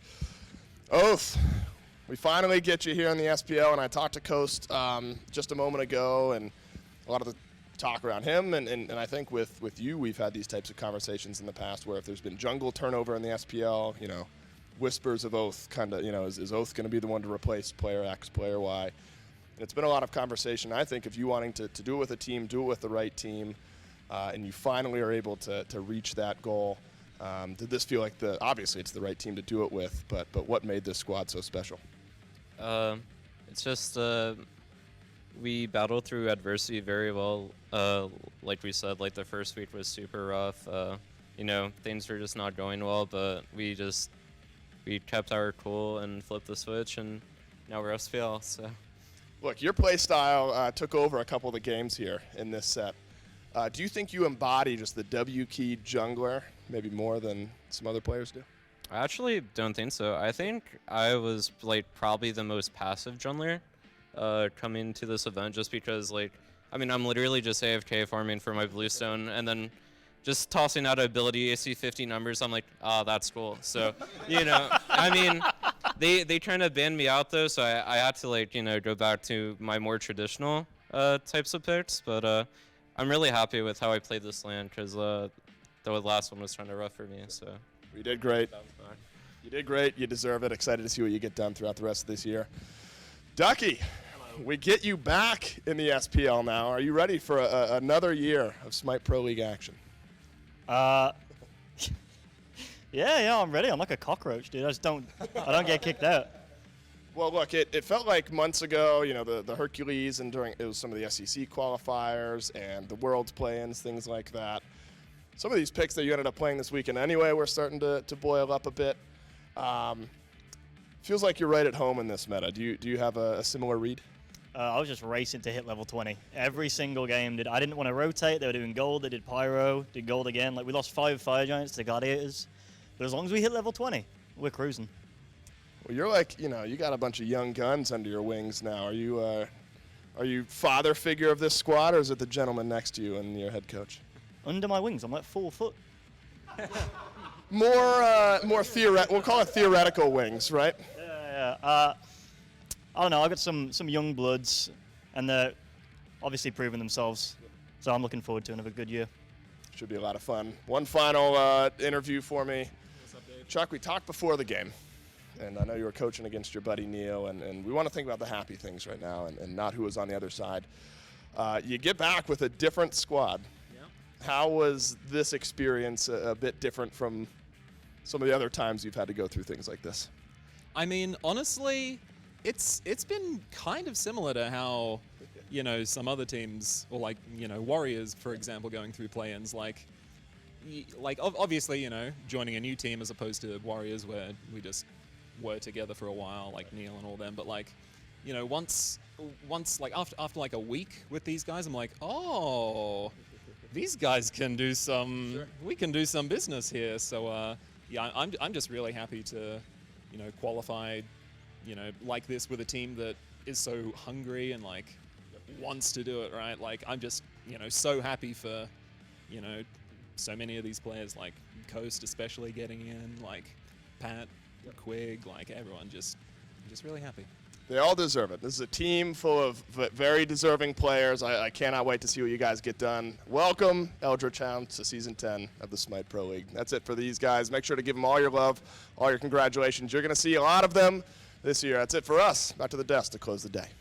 Yeah, thank you so much. And another congratulations to the Eldritch Hounds are in order. These guys have been fighting hard this tournament. For some of these players have been fighting hard for years to have this opportunity to join the Smite Pro League, especially a couple of these big grinders. I mean, we talk about Quig, Coast, Oathhh, guys who have been down at the SEC for so long for these last couple of years, finally have that moment to break through. A couple of returners from BennyQ last year to here.